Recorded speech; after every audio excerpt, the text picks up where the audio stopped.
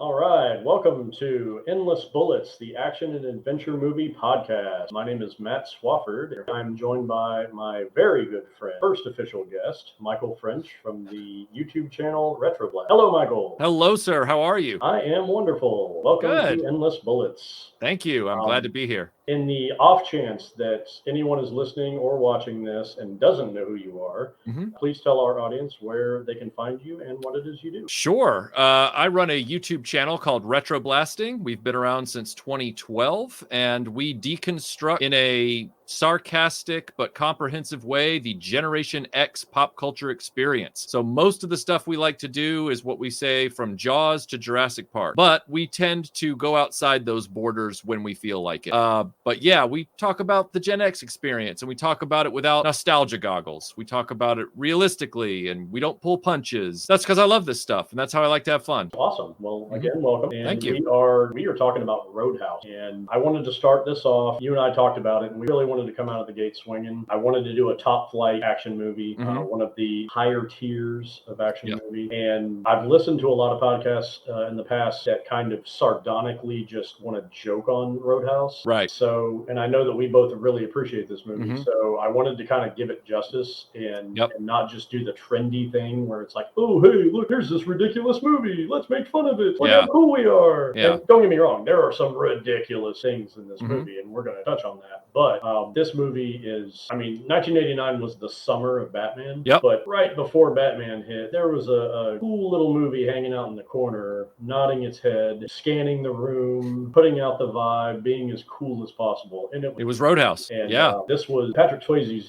He had some success before. He was in Dirty Dancing, but this was his first real vehicle where they were like, he came off Dirty Dancing, and he could have told them that he wanted to make a movie about, Hitler's Gardener. And they would have been like, okay, Patrick, let's do it. So, he had his pick of the litter, and this is the movie he was like, yes, I want to do that. And I think there's a real power to that, where it's like when you see an actor at their apex and what they decide to do. What was your first experience with it? I can tell you that Roadhouse has a very stark memory for me in childhood, not because I was allowed to see it immediately, because I was 11 when the movie came out. But what I remember very distinctly was that by the mid to late 80s, that was when I was starting to retain memories of seeing the television spots for movies that were about to come out. So the year before, I'll never forget, the RoboCop TV spot was on all the time. And I remember going, whoa, it's a movie about a robot cop. But I couldn't see it because it was rated R. It was like, oh. The next year, obviously there were TV spots for Batman and Last Crusade and Ghostbusters 2 and all those. But early on that year, I will never forget seeing the trailer over and over again, the TV trailer for Roadhouse. The TV spot was on all the time. And the reason I think it was getting my attention and why it's still up here is because one of the moments that they highlight in that TV spot was the bad guy's girlfriend dropping her pink top on stage. But you cuts away, obviously. They cut to it falling on Patrick Swayze's face. And at that time, I was like kind of looking over. That was an age where I was looking over at my mom's Red Book covers and seeing Lonnie Anderson and stuff and starting to realize, that like there was this thing called women. And so that's probably why I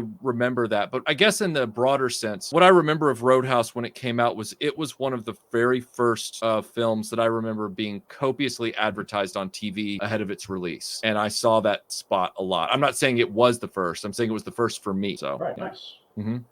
When you first saw it, was it on VHS? It wasn't. Yes, it was on VHS. We rented it when I lived in England because the next summer we moved to England, and then we were in England until the summer of '93. So we would walk down to. We lived in Surrey, and we would walk down to Walton, where they had a great VHS rental place called Ritz, and we would rent tapes from Ritz, and so that's where I was renting. The late '80s, early '90s, Roadhouse, like you said, slots in there perfectly because I was renting things like China O'Brien and China O'Brien 2, and I was renting Kickboxer, and I was renting Kickboxer was even out then, I can't remember, but like Under Siege. And again, because it was Patrick Swayze, my mom loves action movies, but Patrick Swayze ups it even more in her interest bracket. It was like, oh, and it's the Dirty Dancing guy doing action films, because as much as she loved Under Siege, she really liked Roadhouse because Patrick Swayze. There was the Swayze factor. Yes. I think we can call it. Not only did every guy want to line up and watch this movie, but every girl wanted to see this movie because coming off Dirty Dancing, it was like he could do no wrong. Yeah. And Yeah. this movie's sandwiched in between Dirty Dancing and Ghost. Yes. Which, for a 3-year span of taking the ladies to the movies, I don't know if there's two bigger, home runs. No. And it's funny to me too, how many women that I know that love Roadhouse, and it's Yeah. got a lot of misogynistic kind of qualities to it too, where it's very much a manly, testosterone fueled vehicle for Swayze, and it's just one of those things. I feel like it has kind of universal appeal, even though women are a little bit objectified in this movie, and we'll get to some of that later. But on this rewatch that I did before the episode, when you can watch a movie 20 times, but when you watch it for something, then you pay attention to totally different things. There's a scene where a girl gets punched in the bar, and I'd never seen it before, and I was like, what? How did I miss this? Yeah. Like, that's huge. Yeah. But anyway, we'll circle back around to that. But yeah, the first time I saw this movie was on VHS. I remembered, like you said, seeing the trailers for it, seeing the TV spots, and just thinking it looked like the coolest movie ever. I mean, I knew who Sam Elliott was, and I knew who Patrick Swayze was, obviously, and it was just one of those like, oh wow, this looks like just the most kick-ass. If I was writing movies at 12 years old, this is the movie I would have written. Right. It had everything, and it was very much, this movie's kind of written through the eyes of an innocent as to what nightlife is like. Yes. If you've never been to a bar before and you watch this movie, it has you thinking like, oh wow, this is what people mean when they go out drinking. Like, this kind of shit happened, which sometimes it does. But so I'm going to start us off with where the movie begins. We open up with a really kind of a cool Texas boogie meets cocktail song by the Crusadors, Don't Throw Stones. They open up at a bar called the Bandstand, and everybody's kind of upscale. They're driving Ferraris and dropping $100 tips and things like that. And it's made to look very posh. And not as a contrast to where he ends up going. What was your first impression when the movie began like that? Well, I promise you I'm not going to quote the Riff Tracks version of this the whole time. But at the very beginning of the Riff Tracks version of this, it matched my thoughts so perfectly when I watched the Riff Tracks version years ago that I had to stop the movie so that I could laugh and not miss the rest of the jokes, because they said something to the effect of, right as that camera pans down on that crane and you see that Testarossa come in and you see all those swanky cars, and sports cars and people in their 80s clothing, that you hear Mike Nelson say something to the effect of, and I'm paraphrasing, he's like, wow, the 80s really made sure everybody knew it was the 80s. And I laughed so hard, because when you're closer to it and you're watching it on VHS in 1991, it doesn't seem so odd. But then when you catch it on TV in the late 90s in college, or you watch it on DVD, that moment right there becomes nostalgic in a kind of strange way, because you're going, absolutely, yeah. I don't want to overtalk it too much, but I guess I would describe it this way. Most movies that are made in the 80s that are of that time, right? Back to the Future, Ghostbusters, pick a John Cusack film from back then, whatever. They're in the 80s, but they have cars and houses and things that are from before the 80s, because they're just a story being shot on film in the 80s, but they're using whatever they feel like they want to use that's in that world in that moment, right? Sure. Yes, right. Whereas if you're watching most movies, not all movies, but if you're watching movies made now, set in the 80s, like Wedding Singer, they start with shots like the first one in Roadhouse. So you're going, well, Roadhouse was made in the 80s. It wasn't made in 1998. It was made in 1989. And yet somehow it set the template for what all movies afterwards who were recapturing the 80s had to show. It's very strange. So anyway, that's my... It really does. Yeah. It's like a commercial for its own thing. And yes, the perfect way to describe it is it's a sign of the times. Yes. It's very much a, hey, look, this is cool now. Look at this other thing. This is also cool right now. Yeah. Look at this hairstyle. This is really in right now. And certain movies do this. I'm not a big fan of the franchise, but The Fast and the Furious, the first movie, it's very much the same. Point Break is another one that's this is happening right now. This is 1991. We're here. It's almost like a time capsule of everything that was happening then. And I love watching movies like that. Right. because it's honest, but it's also celebratory of what's happening. Right, Someone's right. like, hey, look how cool right now is. Take a picture. It is very odd, though, to see a movie achieve that to the degree that that opening shot does in Roadhouse, because we think that's a cliche when we watch movies like Wedding Singer or The Goldbergs or something like that. And we watch that stuff and we go, oh, yeah, they're basically taking everything that we remember from the 80s and putting it all in one place. But the 80s didn't really look that way. And it's like, I would agree with you, but for the opening shot of Roadhouse, which is an 80s film, was shot in 88. So it was released 89, shot in 88. So, and you're looking at it and you're going, I think Vice City, watch Miami Vice, the GTA Vice City programmers, they watched Miami Vice and they watched this shot. And then they were like, we have a game. I swear that's what they did. Yeah, they really, you're spot on with that, because right down to the bolo ties and the conchos and they got all of that perfectly correct. Yep. They didn't do it 20 years later. They were doing it right then, but it was accurate for them trying to represent what was cool right then. Yep. As a snapshot in time. Frank Tillman, the owner of the Double Deuce, gets out of his limo at this swanky bar. He's on a mission. He wants to find the best bouncer in the world. He's not there by accident. He knows Dalton works there. He knows who Dalton is. He walks in just in time to catch Dalton in action. Is this movie positing that this world knows who bouncers are like they're rock stars? Yes, and it's very strange because you say to yourself, bouncers, unless a bouncer was involved in some sort of nationally televised incident in the news or whatever, and then they're on Good Morning America talking about what they did, and this stuff, especially it's more likely now because of social media that a bouncer in an incident might get on a cell phone video and then suddenly be on, the Today Show for a week-long cycle or whatever. But even with that, it's not going to last forever. Whereas most of the time, and I would think especially in the 80s, bouncers were probably a very regional, by the word of mouth kind of occupation. So to know that there are these nationally known bouncers that are famously infamous and effective, and only the owners and the operators of the bar and nightclub scene know who these guys are across America. It's one of the most ridiculous things in this movie. It always struck me as funny, even 30 years ago when this movie came out. But watching it, it's like, wait, how does everybody know about these guys? They work all over the country. Right. These guys are like sports stars. You almost think they have trading cards or something. Well, yeah, and when the brunette girl, who's I kept trying to remember her name every time I watch it, I never can in the film, her character name. I never can. Carrie Ann, that's right. When she asks him, "What's your name?" and he just turns around and he goes, "Dalton," and she's like, "I know who you are," and it's I've heard of you. It's look, they mentioned Memphis in the movie. I was born in Nashville, all right? So let me just make it clear to everybody who may not be from around that part of the country. Dalton is like naming someone John, okay? So if you didn't have a last name attached to that and you're just like, "What's your name?" and you're like, "Dalton," she'd be like, "Oh, cool. Well, hope you have a nice time tonight."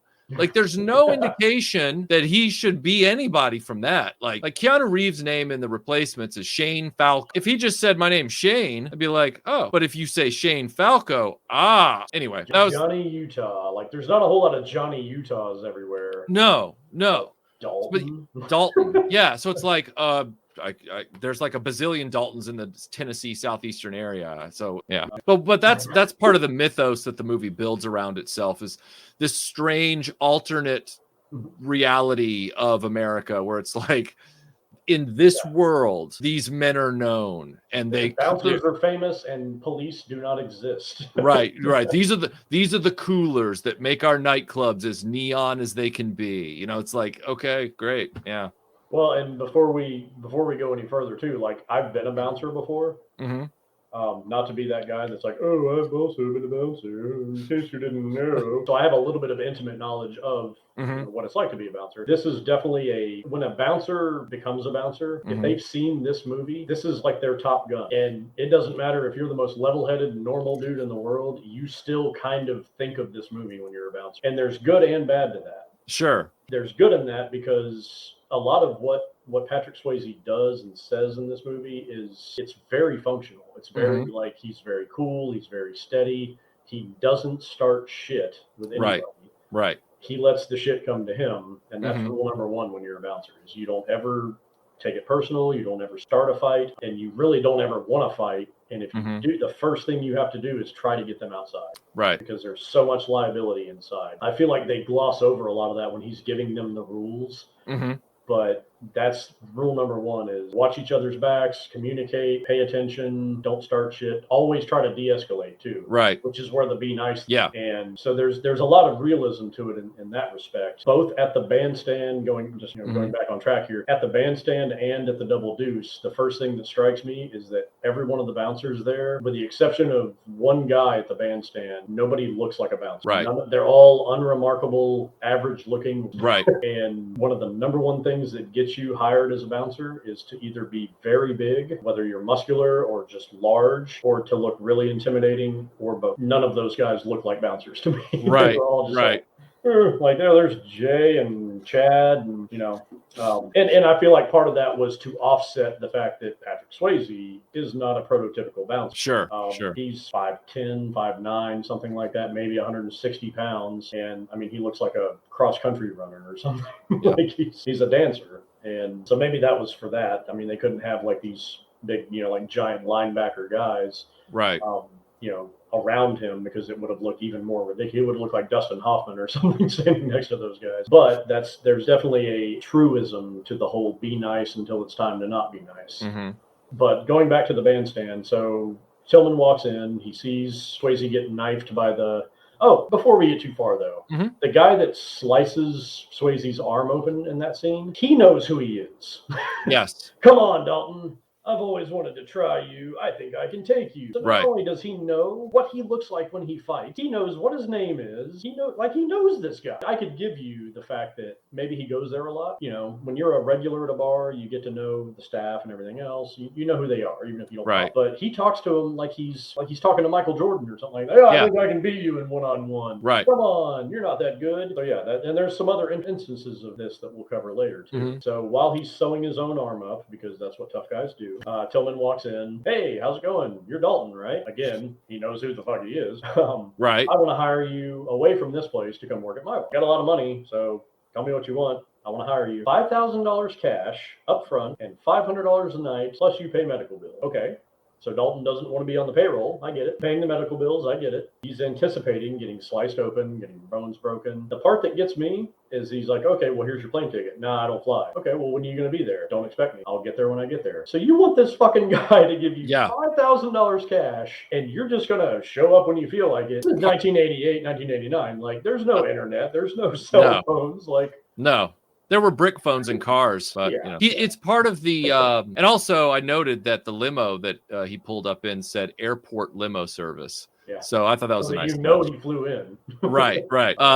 He's not that rich, but he came in with some money. Right. I think in the mythology of this film, and we'll get to Wade later on, but he and Sam Elliott's character are the two top coolers in the business, and so when that's who you're talking to. In the rules of this world, everybody just inherently trusts them who needs their service. That plays right into that. Is these guys are superheroes, basically. Right. Like people know them like they're one of the Avengers or something. It's yeah. Like, oh yeah, here, I'll give you $5,000 and just. I mean, hopefully you show up for work. Yeah. You could just take this and go to Memphis and I'd never see you again, and I wouldn't know how to find you. Anyway, so he takes the job. He gets his car out of storage. He drives down to Jasper, Missouri, right outside Kansas City. And he's in Missouri because when he pulls up to the Double Deuce, the locals punctuate that by calling him Hotshot and Pretty Boy and saying, "What's wrong with Detroit cars?" Which is, I think, a little tone deaf in 1988 when this was filmed, because there was a lot wrong with Detroit cars in 1988. Like, that's the whole reason that Japanese and German automakers were able to get a foothold in the American auto buying, sector. There might not have been a worse year for American autos out of Detroit than 1989. And it didn't get better in the 80s for a lot of American car companies. It was like, what did we have by the late 80s, early 90s? The K car? Yeah. I mean, really? That was a little weird. It was like, hey, guys, I know you're riding Harleys or whatever you're riding. I know they were even having problems back then with Harleys. Harleys weren't the most desirable motorcycle brand then. So yeah, it's this weird thing where we're living in, I guess, 89. So we're right in Bush Sr.'s, the beginning of his presidency. But that's still coming off the whole Reagan thing of made in the USA, buy American, all that kind of stuff. So that message was still being purported in, and yet the producers said, yeah, but we want our hero, who's the most popular actor right now, to drive a Mercedes. We'll get the message in the movie, but let's make sure we contradict it with this guy's right. You know? Well, I feel like they wanted to show how upper crust Mhm. Dalton was. He wasn't a salt of the earth guy, even though Right. you get traces of that when he talks to people and the way he treats people. He's very down to earth. Yeah. But he's very high class. Yes. You know, he wears pleated slacks. Yes. He drives a Mercedes. Right. You know, he does Tai Chi. He's very. He reads poetry. He has that book that he's reading of poetry or whatever it is. Oh, he was reading Legends of the Fall. Legends of the Fall. That's what it is. Yeah. He's very. I don't want to say erudite, but he's very upper crust, just very fancy man. Can we bring up the fact, something you just mentioned? I don't know when this hit, and I've seen Pretty in Pink, you know, I've seen all this stuff, but I swear that Dalton, in that sequence where he gives his car, the beater car away, and then gets in the Mercedes, I swear he is wearing the most deconstructed pants and jacket I've ever seen. Like, it must, I'm like, that's just drapery with sleeves. Like, there's no, I mean, I couldn't believe, every time I watch it, I can't believe how deconstructed that outfit is. And I'm going, well, I guess somebody was wearing it in the 80s. It wasn't me. I was 11. There's a big time Miami Vice feel to his wardrobe. The polo shirt and slacks and silk jackets, and he's got a very odd sense of style. Yeah. And in 1989, it was cool technically, but he dressed like nobody that you knew. Exactly. He dressed like a famous person in 1989. Yes, I never saw anybody in normal life wearing anything like that. Yep. Yeah. He had a very, just an odd style. But yeah, that's, again, I feel like that's part of his, oh, look how high class he is. Yeah. Tailor-made. Yeah, it's like the only person I've ever seen outside of him and Don Johnson wearing an outfit like that is Glenn Guglia from The Wedding Singer. And that was a throwback nod to the 80s. So he arrives, walks into the Double Deuce, and again, all the bouncers there are average white dudes, and Terry Funk, ex-pro wrestler of the Funk Brothers. He is the only one, with the exception of the big tubby guy, that looks like an actual bouncer. Right. And that's because he was a pro wrestler. But he has, I don't want to say the perfect bouncer arrogance to him. Got that, I want to work at this bar and not make a ton of money, but I get to fight people and it's justified. Right. He's got that swagger to it. So right off the bat, Dalton's like, oh, I don't like you. And he starts taking notes. He starts watching, hanging out by the bar, just paying attention, doing what coolers do. That's a whole other thing, too, is coolers in a bar, even a big, busy, swanky bar, they do very little fighting. They do very little actual bouncing. They are the man of the bouncers. They're there to direct. That's like colonels don't do a whole lot of fighting in the bush. Right. So he's there. He's taking inventory of what's going on. There's his friend Cody, the blind guitar player, played by Jeff Healey, who is outstanding in this movie. Someone that's not an actor, I think he does a great job. And considering you couldn't see what was going on, he has a lot of scenes where he has to react to things. And I was watching during this watch through, I was like, man, that, you know, like the guy throws a beer bottle at the chicken wire, and by the way, there's chicken wire on the stage to protect them from flying beer bottles. And he responds to it, and it's kind of like this like head shake, and he's like, it's pretty good informed acting to a non-actor. Right. And when later on in the movie, when Bigfoot rolls through the car dealership, he reacts to that too, like he can see it, and he's all like, "Oh man!" Right. He's like in the background of the crowd. Man, what are you doing? No, that's bad. I have been in a bar that had chicken wire protecting the stage before, so that's a nice touch for a dirty, just brutal kind of bar. Yeah, you know you're not in a good situation when people who own the establishment are putting up chicken wire wherever they can. It's like chicken wire also not a great protectant. Right. Yeah, it's kind of a little too flexible, a little flimsy. But back to Terry Funk.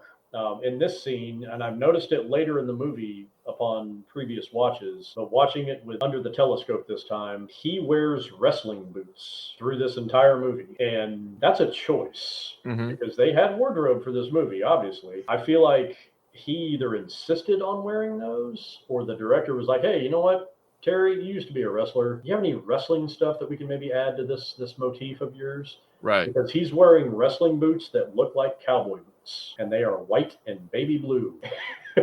And you see them on full display towards the end of the movie during the raid on Wesley's house. But you can see them in that opening scene, too. One of my favorite bits in the whole movie, when I say bits, I should say sequences.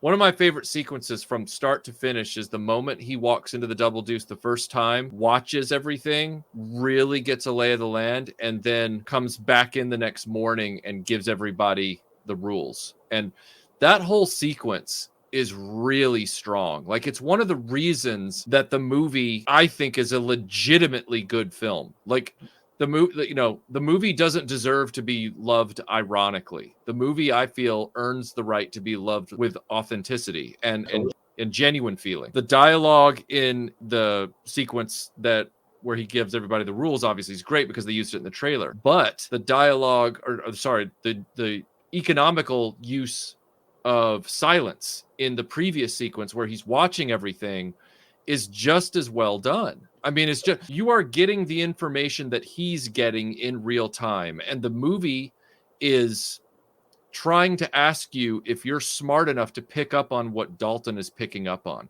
It's not hand-holding you. So like when I watched it just, a few hours ago, they don't really tell you that girl is dealing drugs to those women. She's just like, oh, okay, not here. Meet me in the back. It's very obviously vague. They're not going to be like, hey, you got any cocaine? Like, they're not going to say that out loud. So can we buy some smack? Yeah. So it's like, so you as the audience member, you're picking up on those cues alongside Dalton. Now, the interesting part is, and I've considered this because I can't remember what I picked up on in 1991 watching it on VHS or cable or whatever it was. But I do wonder, for people who were watching it that didn't pick up on those cues, when Dalton then starts pointing them out the next morning, and he's like, we're dealing, a good time here and not drugs. You're out, whatever. Suddenly it's like a Kaiser Soze moment for anybody that wasn't smart enough to follow Dalton through that previous scene. And so, in other words, you still get satisfaction even if you didn't pick up on it the first time. And I just think that whole sequence is really well done. Absolutely. Yeah. Well, and also if you go into that scene with doughy eyes thinking, oh, okay, well, this guy is kind of an asshole. Tells him if he's not drinking, he's out of there, and he's body slamming people and all that. Oh, maybe he's going to turn him around. Maybe he's going to warm that guy's heart. Right. And make him the best. No. It is this guy sucks. He's out of here. You don't have the temperament for the trade. You're out of here because you're dealing drugs. And you can kind of tell he's not done there, but he's just kind of like playing his cards as he needs to. Right. And he knows something's up with the bartender. And, which he picks up on the next night. The next night he's there. Yeah. Well, you feel like in the guy Steve that you call my mama a whore. That guy, the guy that ends up screwing the chick in the back room. He in that first night he sees one of the other bouncers looks at him like he's a senior guy, and he's like, "Hey, Steve, those guys are fighting." And he's like, fuck them, they're brothers." Right. And so immediately, like, that would get you fired from anywhere as a security person. Like, I mean, you're not doing your job at that point. But isn't that the interesting part where Dalton makes a mental note of seeing him say that? But he's like, this guy could be somebody that could be groomed back to becoming a good. Like, he doesn't immediately fire him. He lets him. He gives him like a probation. He gives him a shot. He's got him marked. He's got him marked for, okay, I'm watching this guy pretty closely. But he gives him it's a narrow margin, and he screws up because he's gonna. He gives him the rope to hang himself. Yes, exactly. Yeah. Can we on that? I think it happens in that first night that he's watching everything. I'm pretty sure it's the first time. If it's the second night, I apologize for getting my wires crossed. But can we talk a little bit for a moment about the worst idea for a money-making scheme I've ever seen that takes place in a public place. When you're 11 or 12 and you're watching the movie, you're like, oh, wow, like this is racy. Ha ha ha. When you're watching it at 43, you're going, I don't really think this is a thing. Like, I don't think this is a real thing. So it has never happened in the history of things. No, it's like, hey man, if you give me $20, this girl I'm with, she'll let you kiss each one of her breasts. Are you serious? Yeah. And I'm going, yeah, it was a very weird scheme they set up there. That doesn't even work by titty bar logic. Like, no. Thanks. Yeah. You want to give me a lap dance for $20? Okay. Right. That makes sense. But yeah. And you look at it and you go, okay, if these guys are here for that kind of expenditure, they might as well just go down the road a piece to the strip club and just be done with it. Like, I don't think they would waste their time with this weirdo who's got this really dumb scheme going on. Like, it's I don't know. I again, I'd like to point out again to everybody listening, love this movie for both all the great things that it does, but it's an 80s movie, so it's got some weird stuff in it too. So, well, like I said at the beginning, we're going to totally jump up and down on the ridiculous parts of this movie. Yes, right. As well as we are going to applaud the great parts of this movie. Right, yeah. That, just coming back to that gentleman that allowed the barker of the booth, as it were, is Chris Latta, the voice of Cobra Commander, the voice of Starscream. Yes. And when you listen to that, he also voiced Gung Ho in the G.I. Joe cartoon. And that's his voice in that movie when he's like, yeah, you can kiss him. And he's doing the whole like. That's right. That's right. So it's an interesting listen to. His name is different in the credits, but that is him, and he was notorious for being kind of a wild guy. Was just kind of all over the place. Was always getting arrested and. So he had a history, so it's kind of the perfect role for him, I think. That scene, too, when the guy's like... also, the guy that he's propositioning, if Richard Bull from Night Court, has a little brother, it's that guy. Yes. Because I thought it was Richard Bull when I was 12 years old, with hair, and the part where he's like, are you kidding? Yeah. I was like, that's totally Richard Bull. It's 100% not. No. But it looks just like him. But when he realizes that guy doesn't have $20 and he's been feeling on his girlfriend's tits or whatever, he gets up and he back fists him right in the face. Pretty sure he made contact because I rewound it like 5 times and I'm like, he hits him there. Like, from everything I've read and looked up about this movie, a lot of people were doing not only their own stunts but getting hurt big time on this film. And that's not a condemnation of the film at all. It's just there were that many stuntmen working on this movie to make this happen. Patrick Swayze was doing most of his own stunts. Sam Elliott was doing most of his own fighting. From everything we learned, Patrick Swayze took such a bad knee injury in this movie that he turned down a number of films afterward and then chose Ghost because he could tell it wasn't going to require him to fight a lot or get hurt like in that way or anything like that, which, more power to him. Good choice. He famously turned down or had to drop out of Tango and Cash because of that knee injury, and it went to Kurt Russell, which is why Kurt Russell had Patrick Swayze Roadhouse hair in Tango and Cash. Interesting. Yeah, what could have been. But to your point, there's almost no stand-in stunt work in this movie. There's I think 2 or 3 shots with Patrick Swayze where it's not him.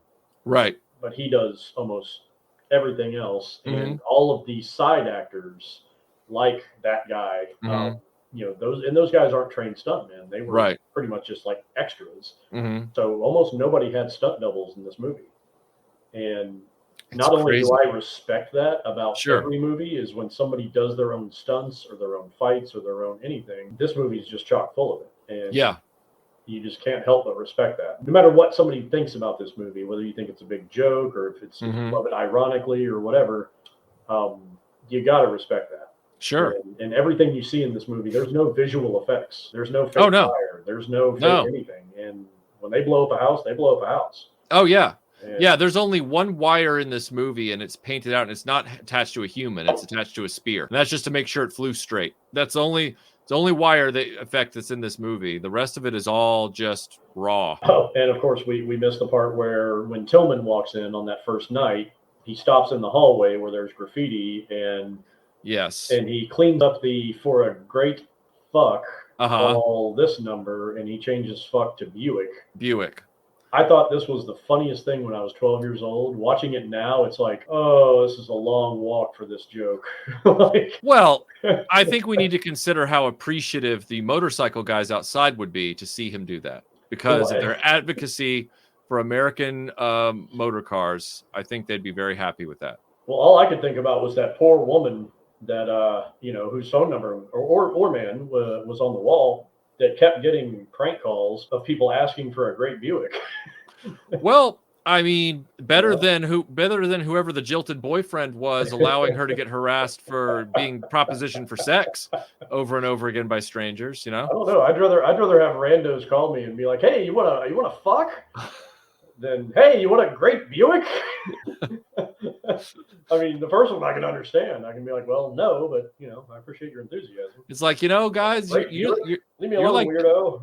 you're the 50th person that's asked me if I own a Buick, and I don't, but I want you to know that now I'm really thinking about it. Like, I'm really thinking about going to get a Buick. You pushed me over the edge, sir. That's right. Next day, he buys a beater Oldsmobile Toronado, which is kind of an inside baseball thing for his character. Not so much. I don't think that's a bouncer thing where it's like, I do know some bouncers didn't drive their car to the bar, and they would park a few blocks away and walk the rest of the way.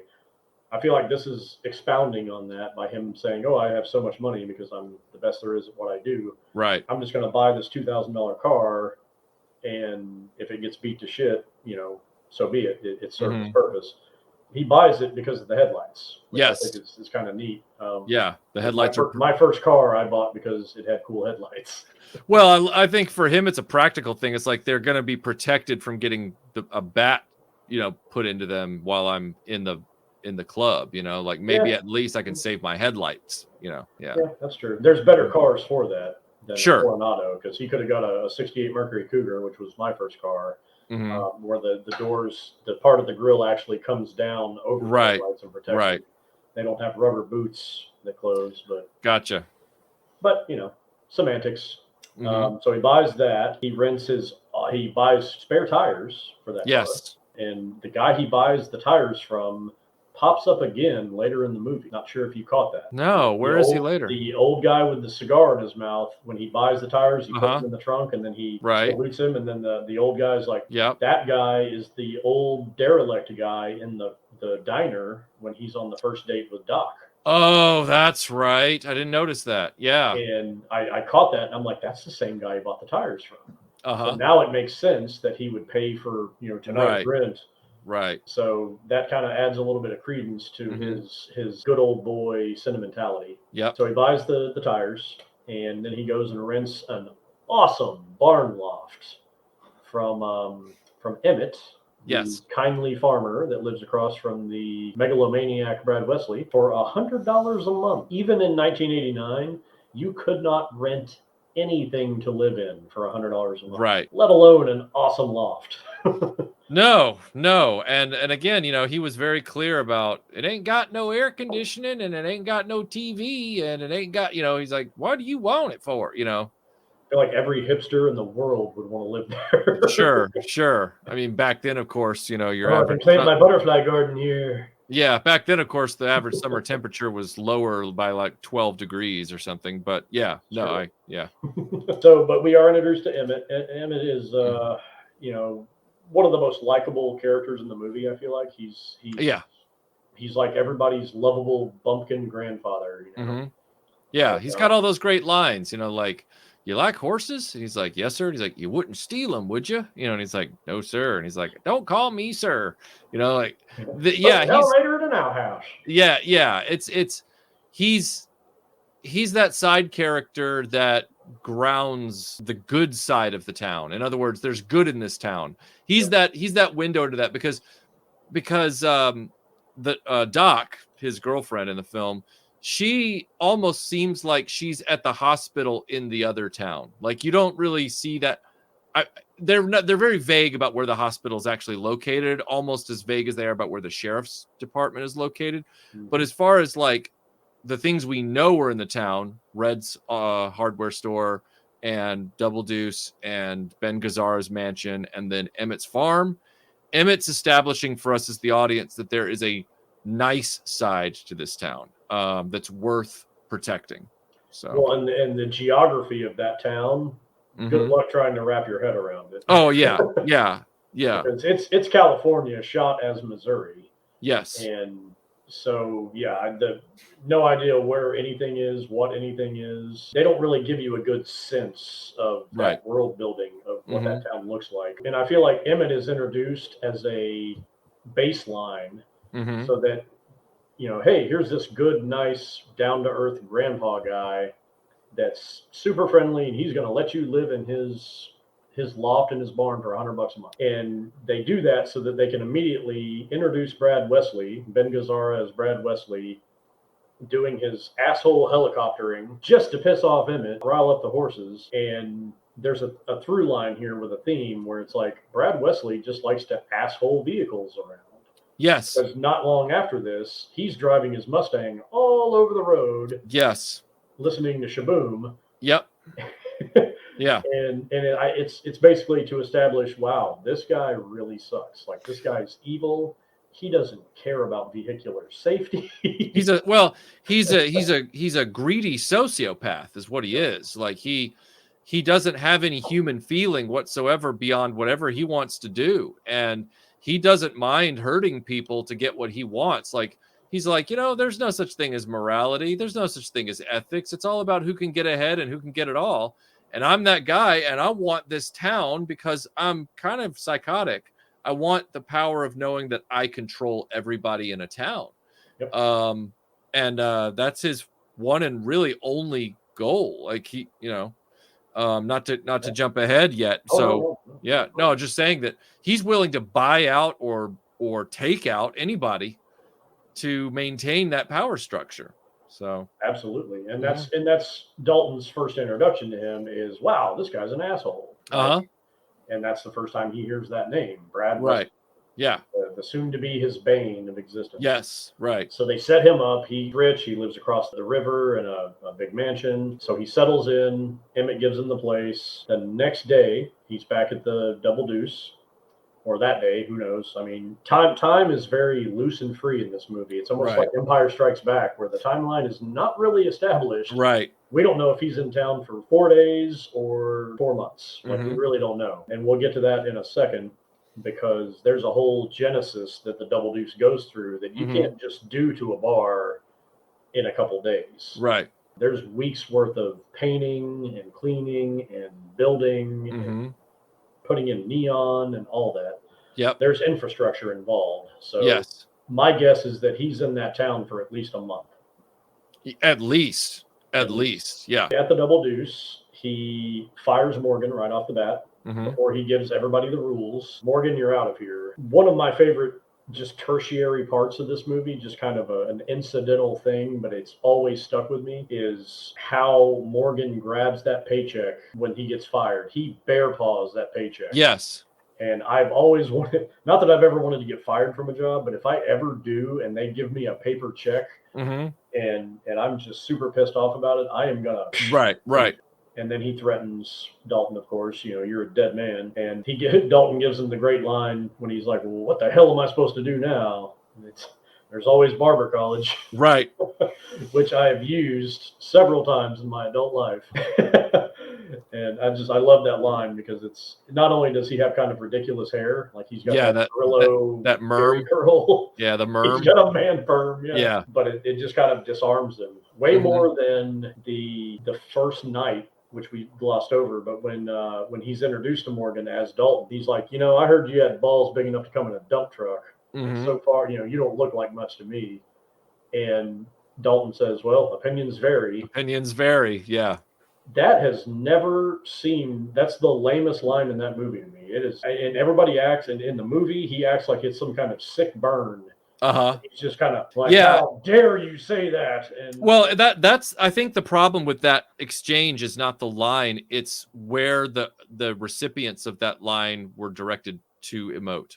Yep. Because the lameness of the scene comes from knowing that they missed the mark on what the reaction to that line should have been, because all Dalton's doing is saying, I don't really care what you think about me because I've already decided you're gone tomorrow. Like I've seen what I need to see from you. He's the guy who we just saw at the previous club kick the guy out who wanted to take him on and say, we're gonna do it outside. And the guy's like, okay, yeah, let's do it outside. And Mr. Peter McNichol hair goes outside, and then they get out there and he just says, all right, and let's close the doors and go back. And he's like, what? This guy is above having to prove anything. Right. So when this guy, says, I thought you were this, and I'm looking at you now, and you ain't nothing, and he's like, well, opinions vary. Like that really should have been the capstone of the moment, rather than them feeling like they even had to show those faces. It would have been more effective if he had just exited stage left and not even seen how they reacted to it. Because they should have had Morgan not react, like he just told him that he was going to fuck his mom or something. Right. Because he gives them a look like, oh boy. Yeah. So I feel like for that reaction, it should have been a sicker, he should have said something like, well, opinions are like assholes, or something like that. Something with a little bit more weight to it. Sure. For him to take offense to it. Because I feel like opinions vary. It's kind of like, well, yeah. And that's my whole You're point. Not wrong. If you want to stick with the opinions vary line, you just can't have a reaction like that from the other character. You can't have a nuclear bomb go off and he's like, oh my God. Right. Yeah, it just didn't, that whole scene didn't jive with me. But yeah, so then he gives the rest of the unfired, also he gets rid of the drug dealer lady, of course, and he lays down the gauntlet, and he basically says, anybody else, if you want to walk, do it now. If you break the rules, you're out of here. Right. There's so many quotable lines in this movie. There's so many. I don't know if you ever could find a movie that has more quotable lines than this movie. I mean, the first 45 minutes of Ghostbusters gives this movie for quotable lines a close run for its money as far as just like quotable, but not of the same type. That's a good call. They're not the same type of lines. Oh yeah, like, they're definitely they're more snide. Yeah. Comedic, whereas this has stuff like, God damn it, I bet that hurt. Those kind of lines. And so it's a totally different animal. It's a totally different animal. I feel like these are usable in real life lines. Yes, very much so. More than any other movie, where it's like, my way or the highway, the pain don't hurt, and we'll get to that stupid ass line too. But the polar bear fell on me. There's so many great ones though, but his setting the stage for what's going to happen. I feel like kind of an eternal management thing now. I want to say I read something in a trivia about this where like some police department or something like that, the early 2000s started using this speech as part of their training curriculum. And telling their officers, rule number 1, be nice. Right. Doing the whole thing. So it's definitely a powerful scene. From that, I mean, it basically is like, okay, like, you guys ready to rock? Let's do it. And then they go into that first soft open night where Dalton's actually on staff. He's kind of doing the second cuts. This is the second round of ejections from American Idol. It's like the whole thing. You're gone. Yeah. They didn't make the cuts. And of course, Steve, has his 2 underage girls come in trying to use the Sears credit card. Right. And he ends up porking one of them in the stock room. Right. It's one of the most uncomfortable sex scenes I've ever seen in a movie. Yeah. Not only because it just looks completely unrealistic, but just the way he's talking to her, and he's all like, oh yeah, you're going to be my regular Saturday night thing. Yeah. And he's just, it's so greasy. And so weird. He was creeping on, I don't think it's the same girl from the night before, because he was creeping on. Yeah. Different girl. He was talking about how well built she was the night before and all this kind of stuff.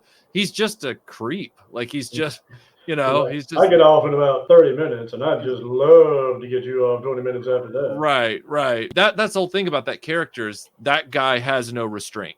Yep. He's not going to be able to get out of his own way, and that was the whole thing where he's like, I didn't do nothing. I was on my break, and it's like, I'm on my break. Yeah. Well, now you're on a really long break, so bye. Well, and again, just like Morgan, Steve doesn't have the right temperament for that job. He's not Right. doing that job for the right reasons. Right.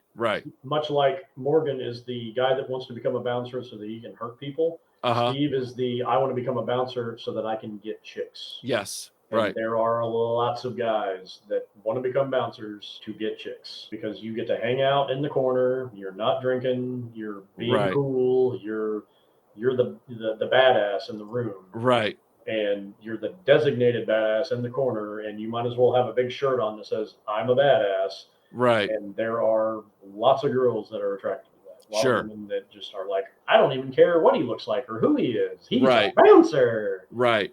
And so he's yet another archetype in the bouncer world. Mm-hmm. And I did kind of like that they got rid of both of those guys. Mm-hmm. As the night progresses, the guy's girlfriend gets up on the table and starts dancing. So Dalton does his coolerly duties and signals one of the guys to, hey, get on that, get her down, let me see what you got.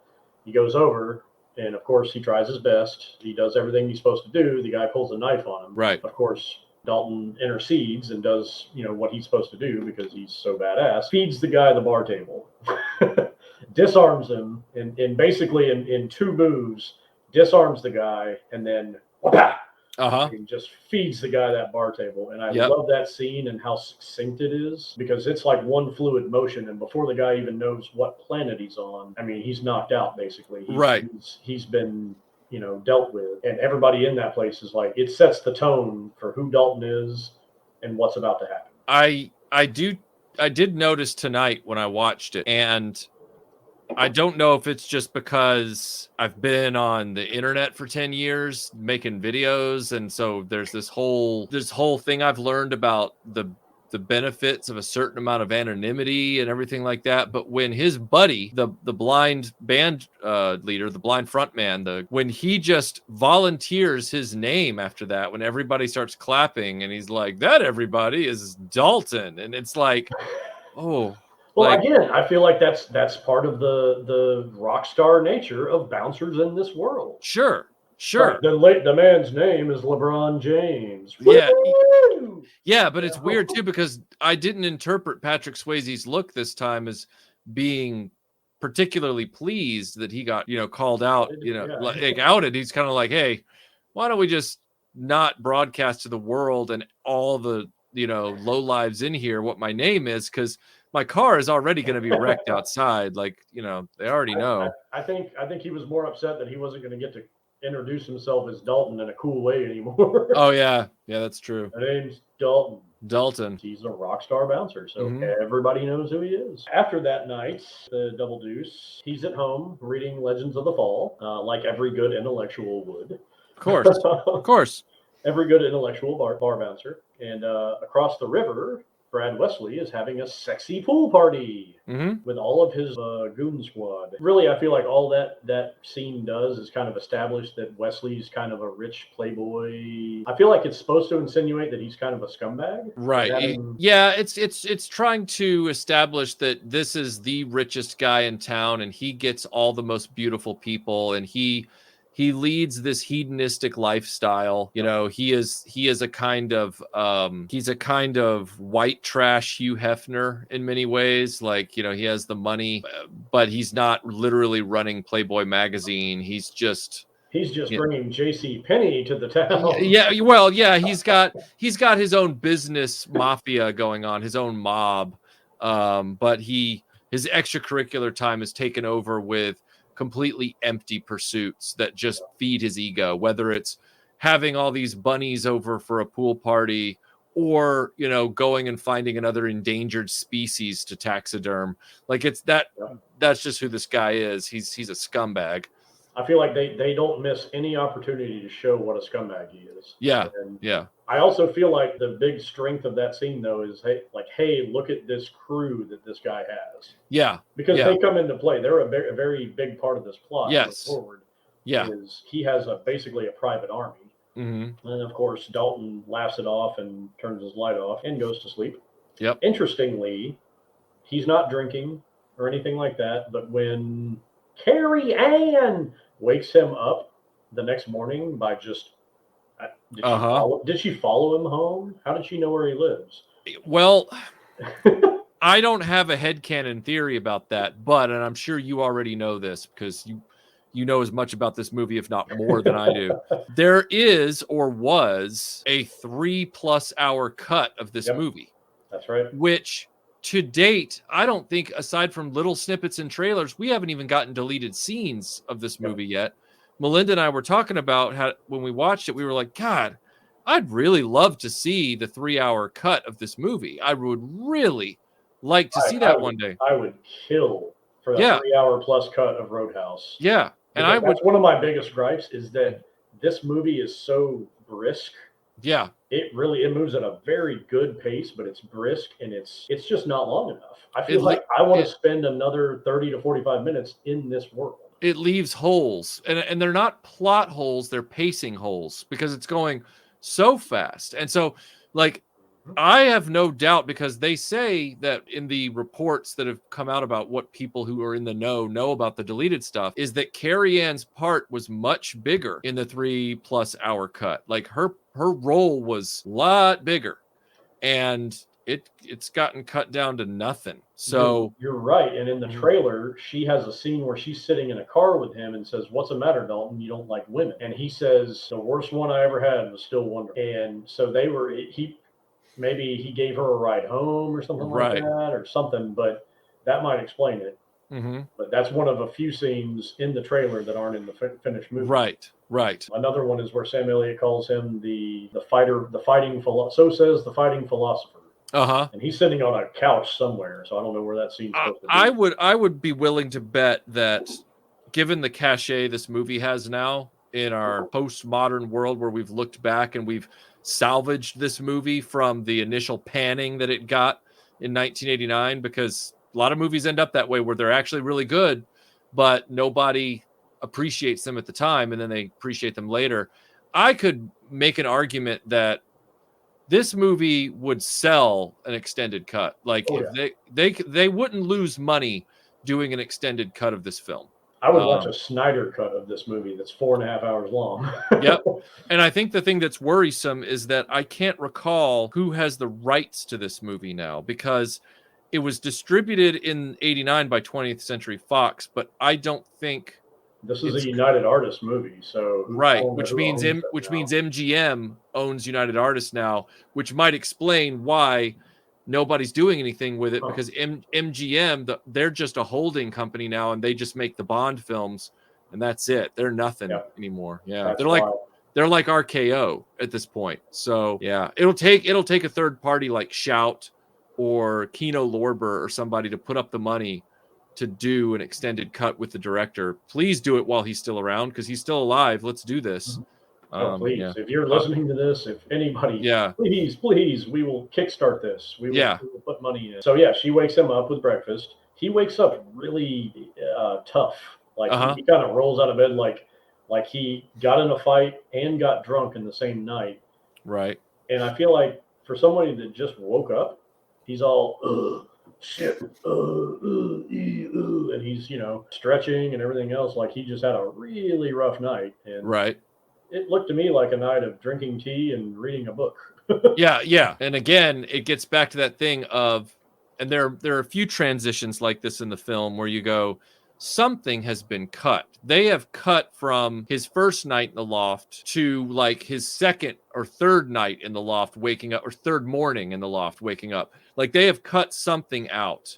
Similarly, there's another sequence where I can't remember. Oh, that's what it was. He and Doc, I guess she takes him back to his car at one point, and the stop sign is like through the windows. And then like the very next shot is just like him just like laying on the hood of his car, just looking at the trees, just kicking back in the summer sun. And the guy's his window's broken then. Right, his window's broken then. Yeah, he's like laying in the broken glass. And they just pull up, and it's a very weird transition. It's like I feel like there was something in between. That happens a lot in this movie because, like you said, the brisk pace. Yeah, but I mean that whole scene with her bringing him breakfast and coffee was an excuse to get some Swayze butt. Right. There you go. There you go, ladies. There's some Swayze ass for you. So yeah, and then she establishes that he should not have fired the bartender, and there's some foreboding there. So in that, we know there's going to be a payoff to that later, but it's like, oh, you just shouldn't have done that. That was a bad idea. She kind of, says, well, I think I'm just think I'm looking at a dead man. Uh-huh. So, it's an excuse to give us foreshadowing, but sure, even though he doesn't die, but it's even though when he fires the bartender, the first thing he says is, this is going to get worse before it gets better. Yeah. And at this point, he still believes that he's been through this 100 times before. He has no idea that he's dealing with a sociopath who literally doesn't care about laws, who literally doesn't care about consequences. This is the most dangerous man he's ever going to face off against, and he hasn't quite figured that out yet.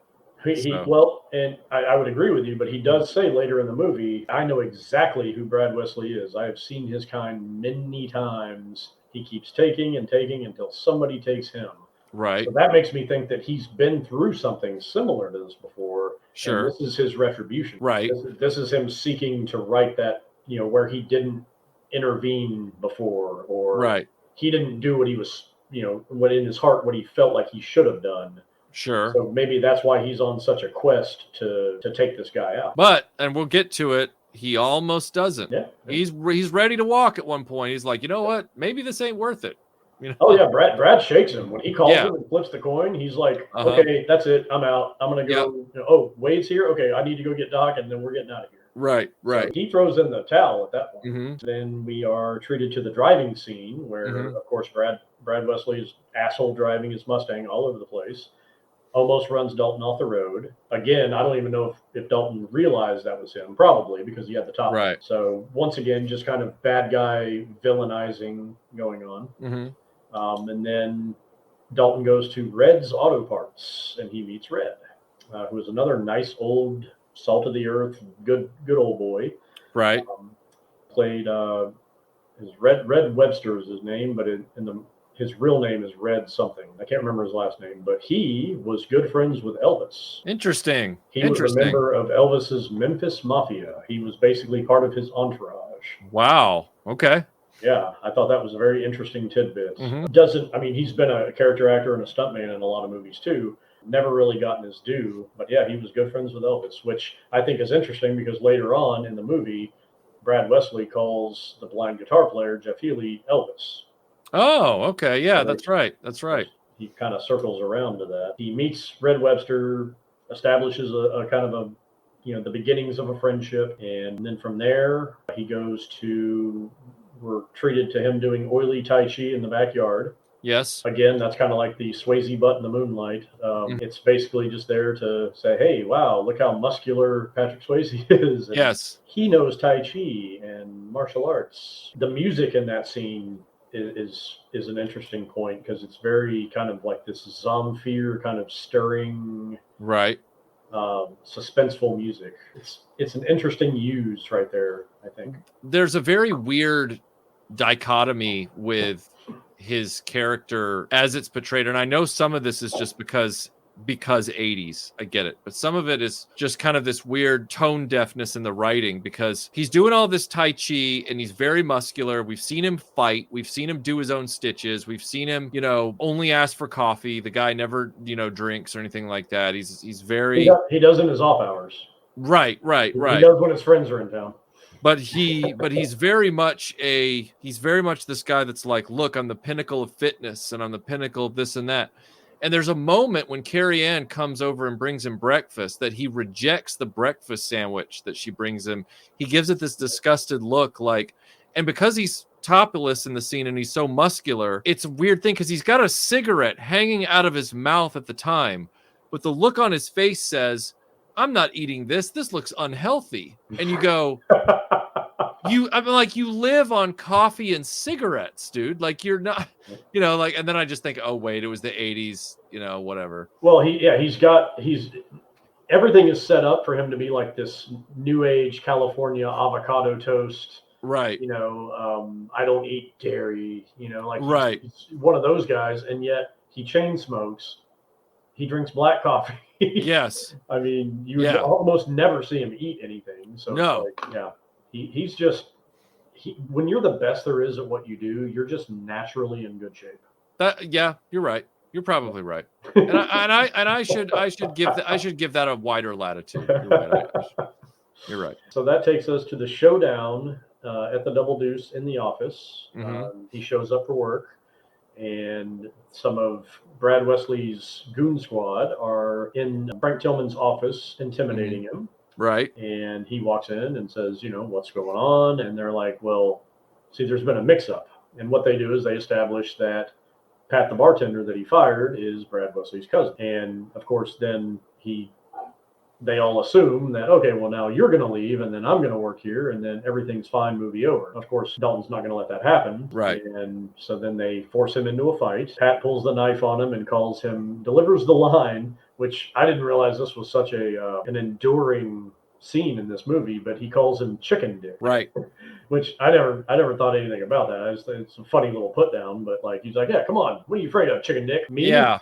You're afraid of me and this giant hunting knife that I have? Like, he saw him head slam that guy. Like, he saw all that happen. And he thinks that he's going to take this guy on who has the style choice to just wear a karate shirt as a shirt tucked into his jeans. Like, he's wearing a gi t-shirt, basically. Yeah. And you're going, you are such a pathetic little creep that you can't even get your own job. You have to have your uncle or whatever give you, force people to give you a job and then also force people to keep you because you're robbing them blind. You think this guy is going to back down to you? Like, no, you have just asked to have your ass handed to you. And that's what happens, Well, but I mean, he does have a giant knife. Yes, he feels like that gives him the edge. That empowers him to think that, I mean, what's the end game there? I'm going to stab you and kill you? Right. And then how's that going to go? Well, my uncle owns the cops. So and it's yeah. I guess in the reality of this world,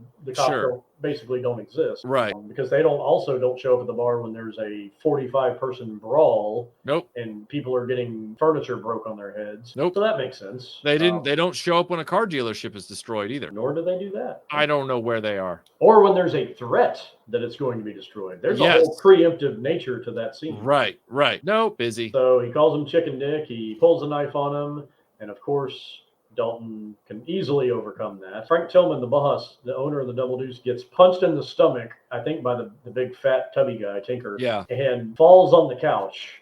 And for Uh-huh. the entirety of the rest of that fight scene, he is like a turtle on that couch. He's on the couch. On that couch, not moving. He is in the shell, like. Yeah. And then the guy that looks like the most angry science teacher in the world, as part of the goon squad, ends up tussling and fighting. He kicks the bartender out of the window, and then the science teacher guy and him end up going over the ledge and then out onto the dance floor where they finish fighting. That was after Tinker gets in a good cut. Yeah, that's after after Tinker slices him just enough right around the ribs so that he has to go to the hospital. But then the other bouncers show up and the cavalry gets there. Meanwhile, Frank Tillman still turtling on the couch. Dalton and the science teacher guy are fighting on the dance floor. I love the ending of that fight when he gives him that body shot with the right, and then he sets it up with the right, and then he comes over the top with a left hook, and you see him make connection with that dude's chin. Because his face, I mean, if you slow it down and watch it, he literally, like, you see his face go, and I mean, he just cracks the shit out of him. Right. And it's one of my favorite movie punches in any fight scene because it's just brutal. I mean, he comes over and you can see the torque in Patrick Swayze's blow. I mean, that dude just drops. He's And whether that, I mean, I'm sure he had some effect from that. I don't know if he knocked him out, but I mean, he was done at that point. Right. But I love that scene. It's just a haymaker, and I mean, he knocks the shit out of that dude. I always love a guy in a film, any character really in a film, that's going to not back down. I like the fact that even though they've already intimidated Tillman to back down, Dalton's like, nah, that's not the job I was sent here to do. I'm not just going to go along with what you guys have bullied this dude into doing. I'm going to remind this guy why he hired me, and I'm going to dispatch all of you. But the funniest part after that to me, upon rewatch was that as soon as that's over, and look, I get it. He got cut and he's bleeding. All right. That's a legitimate reason to do what he's about to do. But we know now that the Double Deuce is in a real bind when it comes to the types of people who wanted it to stay a certain way, what Tillman and Dalton are up against, all that kind of stuff. So he dispatches these 3 guys, and then he's like, kick him out to the parking lot. I'm going to go out the side door here and go all the way to the hospital right in the middle of the working day. Right before you're first introduced on screen to the doc. So she walks into frame, and it's like, oh, okay, here's the blonde doctor. She has glasses on, blah, blah, blah. She walks up to the counter, and then the nurse's station, and then she walks around the corner. As she's going from the nurse's station to the room that Dalton is in, she passes an old man holding a pee cup. He's literally holding it up, and he's got it pinched in his hands, and he's trying not to spill it. Right. And I thought that was the funniest, like, little extra thrown in there, because the guy's like, and I mean, he's just trying his best to get it to the damn counter. Right. And she just walks past him. I mean, that could have been any person doing anything. And it's like, yeah, you know what? Let's have an old man just furiously trying not to spill his piss. Yeah. Yeah. We had to rewind it like 3 times. April saw it. She was like, oh my God, did you see the old man? We go back and he's like, hey! I'll have old man voice. I'm going to have to go back and watch that now. Yeah. Yeah, it's funny. I want to say he might be holding like the rolling IV bag too. I can't remember. Right. It's pretty funny though. I mean, he's definitely like my pee. So I'm going to cross that off my list now. Pee cup guy. There is the meet cute with the doctor. He's giving a lot of exposition on his medical history and his history in general. Oh, your medical file says that you have a degree from NYU. What in? Why would your medical file have that information? Right, yeah. It's like, what kind of douchebag are you that you're like, oh yeah, I've got 8 broken bones and 19 screws in me, and oh yeah, by the way, I went to fucking NYU. It's the whole thing of this is the one place in the script where we can even feasibly get in expositional information about Dalton as a character. Yep. So we've got to shoehorn some of this in there. And it works. I mean, it definitely works. It's a little bit trite. It's a little bit where she's like, oh, you've got a degree in philosophy. And it's right. Like, wow, look how fucking interesting you are. Yep. You're a bouncer, yet you do this, yet I thought you'd be bigger, yet there's much more to you than meets the eye, which we will cover later. But he does get to deliver the line, pain don't hurt. Right. Which a lot of people remember, and a lot of people would tell you that is the memorable line from this movie. It's one of the memorable lines. I tend to think that, the be nice speech is in itself one of the most, if not the most memorable thing in the film. I also want to go back to, once again, God damn it, I bet that hurt. Like that's a great line. Yeah. Yeah. So yeah, like there's a lot of good lines in this movie, but that's certainly one of them. Although when you think about it, you're like, well, no, Dalton, actually, unless you're speaking philosophically or metaphysically, I guess, in which case, sure. But no, quite literally, pain does hurt because that's, and you see him wince. And it's like, does Dalton always just talk in these kind of loftier ways where it's like, no, when I use the word hurt, I mean psychological, pain doesn't hurt me psychologically. Pain quite literally is something hurting. Yes, right. That is by definition what pain is. Yeah. And him wincing when he does it, I like that because it kind of gives you the sense that he's playing a part. Yeah. That he's good at fighting. Yeah, he's a good cooler. He's the best in the business, blah, blah, blah. But he's still kind of playing the role. Like he's kind of playing up to his reputation. It kind of reminds me in a way. Again, this is going to be a deep cut. No pun intended based on the scene we're talking about. This is going to be a deep cut for anybody who loves movies, but I feel like Dalton was some sort of inspirational prototype for Wes Studi's role of the Sphinx in Mystery Men.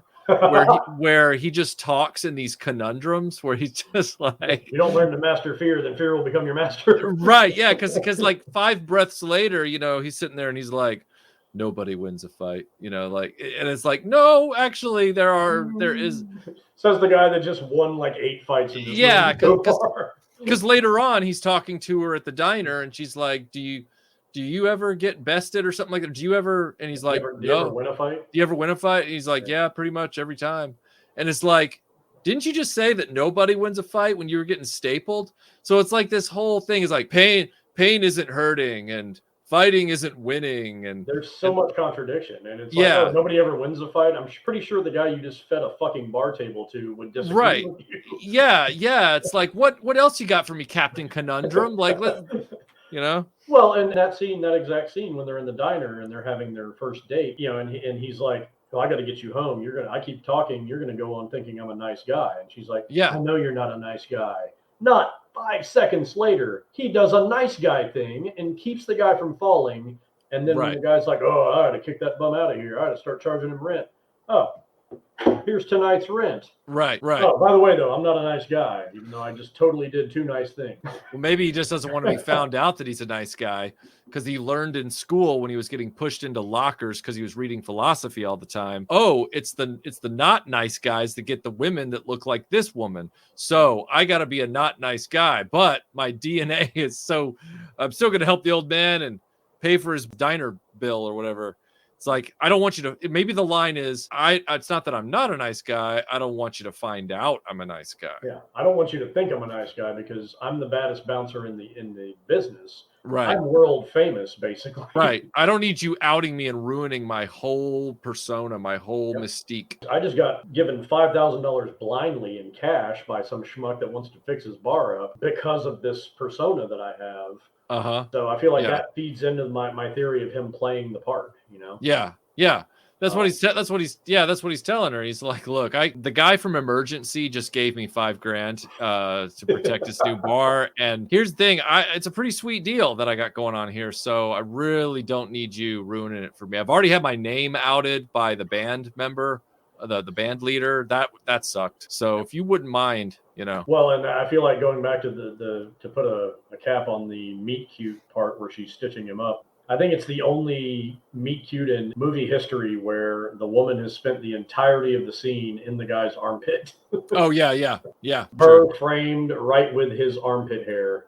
Yep, absolutely true. Yep. So the next scene is the goon squad that he just bested and beat up at the bar retreat back to Wesley's house, and they have to basically put their hat in their hands and say, we failed, boss, and we suck, and we were supposed to make him leave, and if not, we were supposed to stab him with a giant knife. None of that happened. But here we are. So he gives them the thrashing of any good manager, and then beats the shit out of the science teacher guy, right? Adding insult to injury. Yep. And insulting him while he injures him, which is very rare in a movie. Beats the shit out of him while wearing a very just smashing pair of boots. I don't know what's going on with the strange boot choices in this movie, but Brad Wesley is wearing blue jeans, a blue dress shirt, a dark brown vest, and these chocolate mousse brown, sexy Brooke Shields looking boots, and they're like taffeta or something like that. Like and his pants the pants legs are tucked into them. It's a weird choice to have him wearing those. Yes, from a clothing perspective, absolutely. But we would be remiss not to point out there's something even weirder in that scene that's established right before he comes out of the house. Why do they have a monster truck? We have. I was waiting to get to Bigfoot. That is the first time we see Bigfoot. Yeah. Why? Like, why? Who in their right mind has a monster truck? And when does anybody? Intimidation. It's a toy.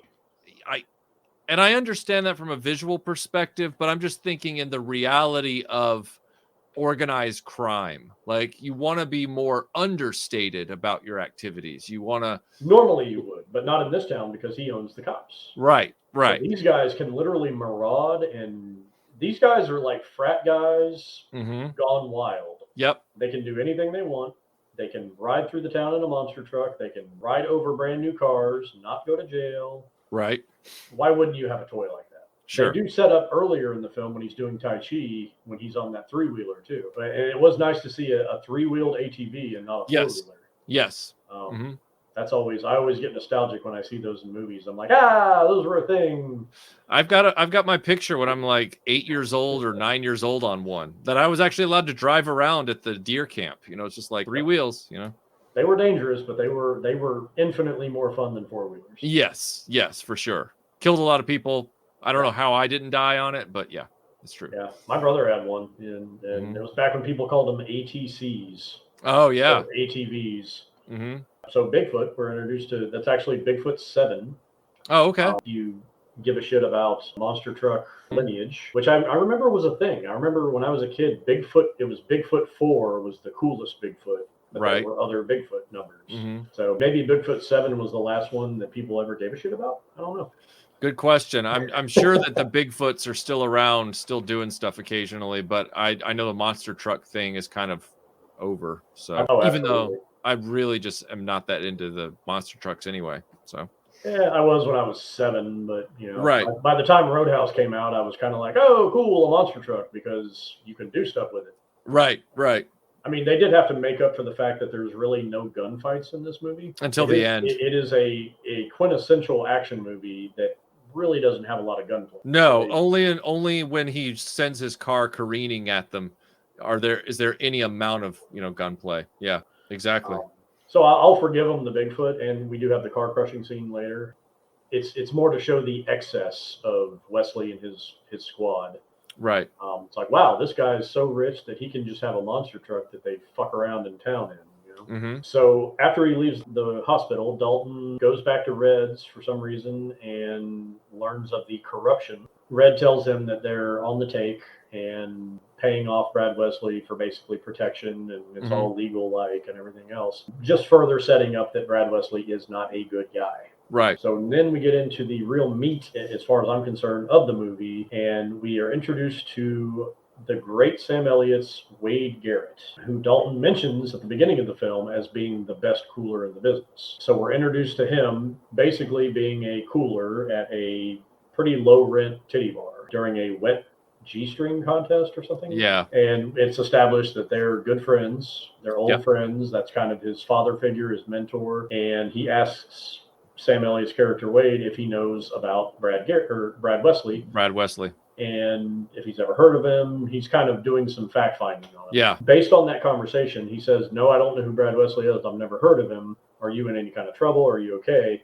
And he's like, oh yeah, nothing I'm not used to, and blah, blah, blah. So he kind of plays it off. My question is this: does Wade Garrett look into Brad Wesley with whatever network that he might have had, his bouncer network of other famous bouncers, to find out that, hey, Brad Wesley's bad news, Dalton's in trouble, I need to go help him?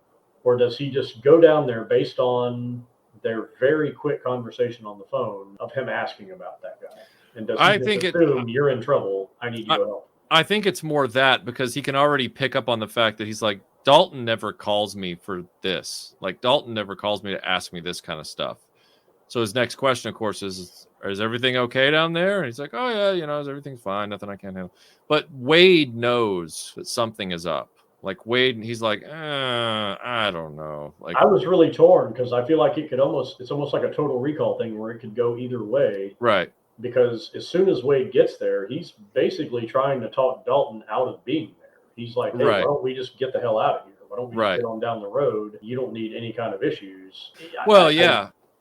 I feel like in that 3.5 hour cut, we would get this. We would. We'd also probably figure out how he ends up beaten up in the very last scene he's in. He just walks in beaten up. So it's like, what happened? There's a time jump there, and it doesn't make sense. He left the day before. Yeah. So did they get him while he was leaving, or did they go track him down? Right. And then kidnap him or whatever? Like there's a logic leap there. So we're introduced to Wade. The next shot is the next step in the new Double Deuce. It's not at its final form yet, but it is markedly better than it was the first few nights we saw it. Right. The chicken wire's down. The chicken wires come down. Everybody's starting to dress nicer. Yeah. Everybody is less sweaty and cleaner. Yes. Hairstyles are more coiffed. Everybody's wearing a shirt. Everybody's wearing a shirt. Right. But it specifically, Jeff Healey, his haircut is different. He has more of a kind of a parroted mullet. And he's not wearing filthy shirts. Right. He has a gold chain on. Everything is just kind of spruced up. There's neon. The dirt is swept off the floor. It's a little bit nicer. Yeah. Some gentlemen show up at the bar. This is the razor boot scene. Yes. And these guys, part of Wesley's crew, walk in. Dalton, not seeing these guys before, recognizes, oh, those must be part of Wesley's crew. How he knows that, who knows? But he immediately, because he's so good, sees that the guy's got a razor blade on the tip of his boot. Right. Calls it out to the other bouncers. They're ready for this. Of course, they walk up. Sorry, we're closed. You're here to have a good time. He kicks the boot up. He catches it, of course. You're too stupid to have a good time. Right. They all drag them outside, kick the shit out of them. Melinda made a good point when we were watching it just an hour or so ago. She pointed out that Dalton just not invalidated, but he set aside his own wisdom for this one particular engagement. She's like, he didn't try to be nice this time. He didn't like walk up. He didn't wait for them. He just walked up and said, "Get out," and then. And again, I said what you said, which was, well, instinctively, he knows these guys are from the Wesley camp. He saw the blade on the boot. He knows they're here just to make trouble. They're not here for any other reason. And he's going to deal with this before it becomes a thing. I like the preemptive strike, actually. I love the fact that the first thing he goes for is that boot. I love the fact that he grabs the boot, twists the guy, his knee and all that kind of stuff, and then throws them out on their asses. And then, they all get, and Michael Kamen's score times, it's either Michael Kamen's score or the song that's playing inside. I can't remember, but it times to the final 4 punches in the fight scene where it's like bump, bump, bump, bump, and they all go down. And then everybody claps, of course, because, hey, everyone, let's go to the Double Deuce tonight so we can get music, alcohol, and we'll probably get to see a live fight. It's going to be great. The attempted murder and a big fight. Yeah, and a big fight. If you've seen that guy Dalton fight, he's great. He's so nice, and boy, he can kick ass. So yeah, I like that part. And he dresses really interestingly. Really interestingly. And then, of course, as Melinda pointed out, right as the fight's over with, he sees Doc dressed in a picnic tablecloth. That was my very next note, is Doc shows up in a picnic dress. Yeah, she's like in a picnic blanket. Albeit, it is probably the sexiest a picnic dress has ever looked on a woman. True. That's very true. Also, her other dress selection on their second date is also kind of a tablecloth. Yes. It's more like a doily style, like at a wedding or something. I feel like this is how Hollywood continues to view the South and the Midwest.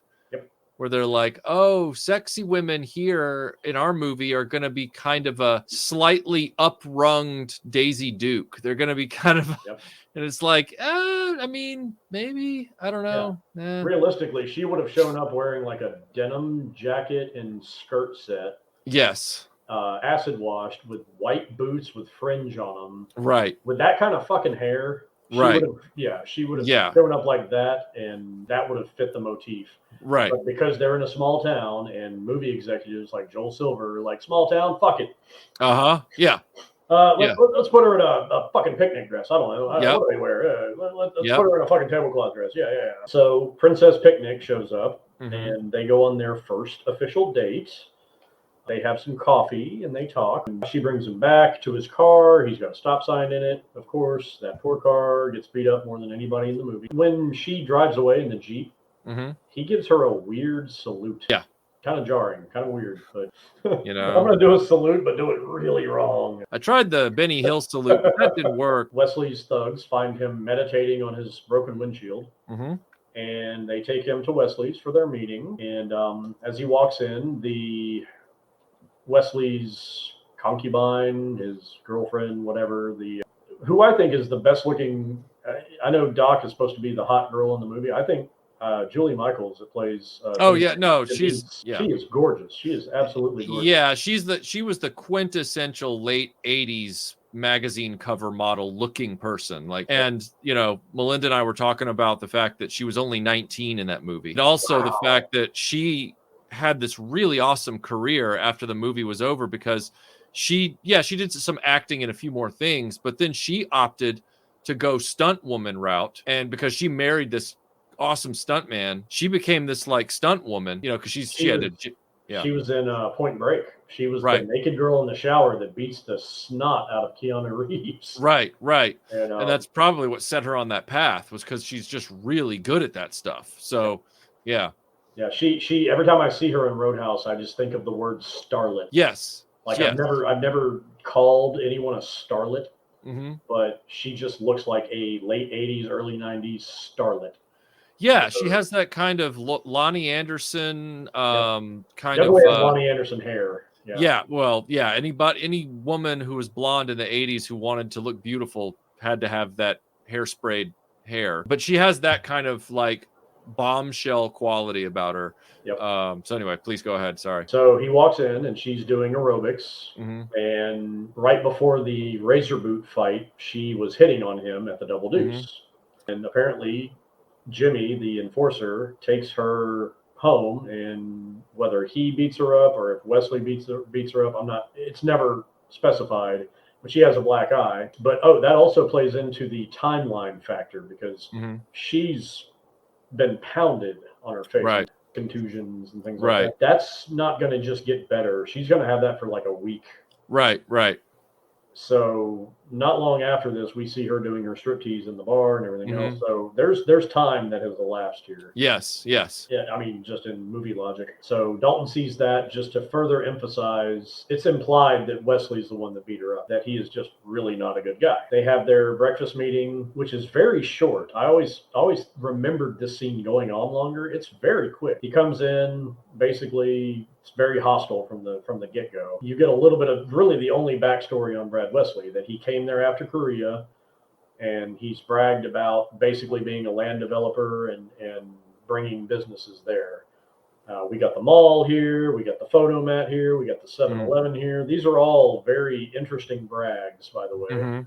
And then he throws out, Christ, J.C. Penney is coming here because of me. Right. Which again, it was a major shopping mall anchor retail chain back then. So yeah, it was. I mean, JCPenney was apex power at that point, but it just still it doesn't age well. It doesn't hold up well. No, I mean, it would be like if you're watching a movie from the 1930s and like Mr. Potter from It's a Wonderful Life is like, Sears and Roebuck is coming here because of me. You know, and it's like, okay. Have you ever heard of Alka-Seltzer? Well, they're coming here. Yeah, you ever been in a Montgomery Ward? It's an amazing place, Montgomery Ward. I'm kind of a big deal. I brought Ben Franklin here. Yeah, so he's just and you know, God, we haven't really even talked about Ben Gazzara yet, but he is so great in this because he's not the typical heavy. He's got a very good weight to him as a bad guy. Right. He's very intimidating in this kind of burn holes in you gaze that he has. And even when he's eating breakfast, I mean, he eats breakfast like a villain. Yes. And he's just, you know, he's been in some decent stuff. He's only done about 2 or 3 action movies in his, on his resume.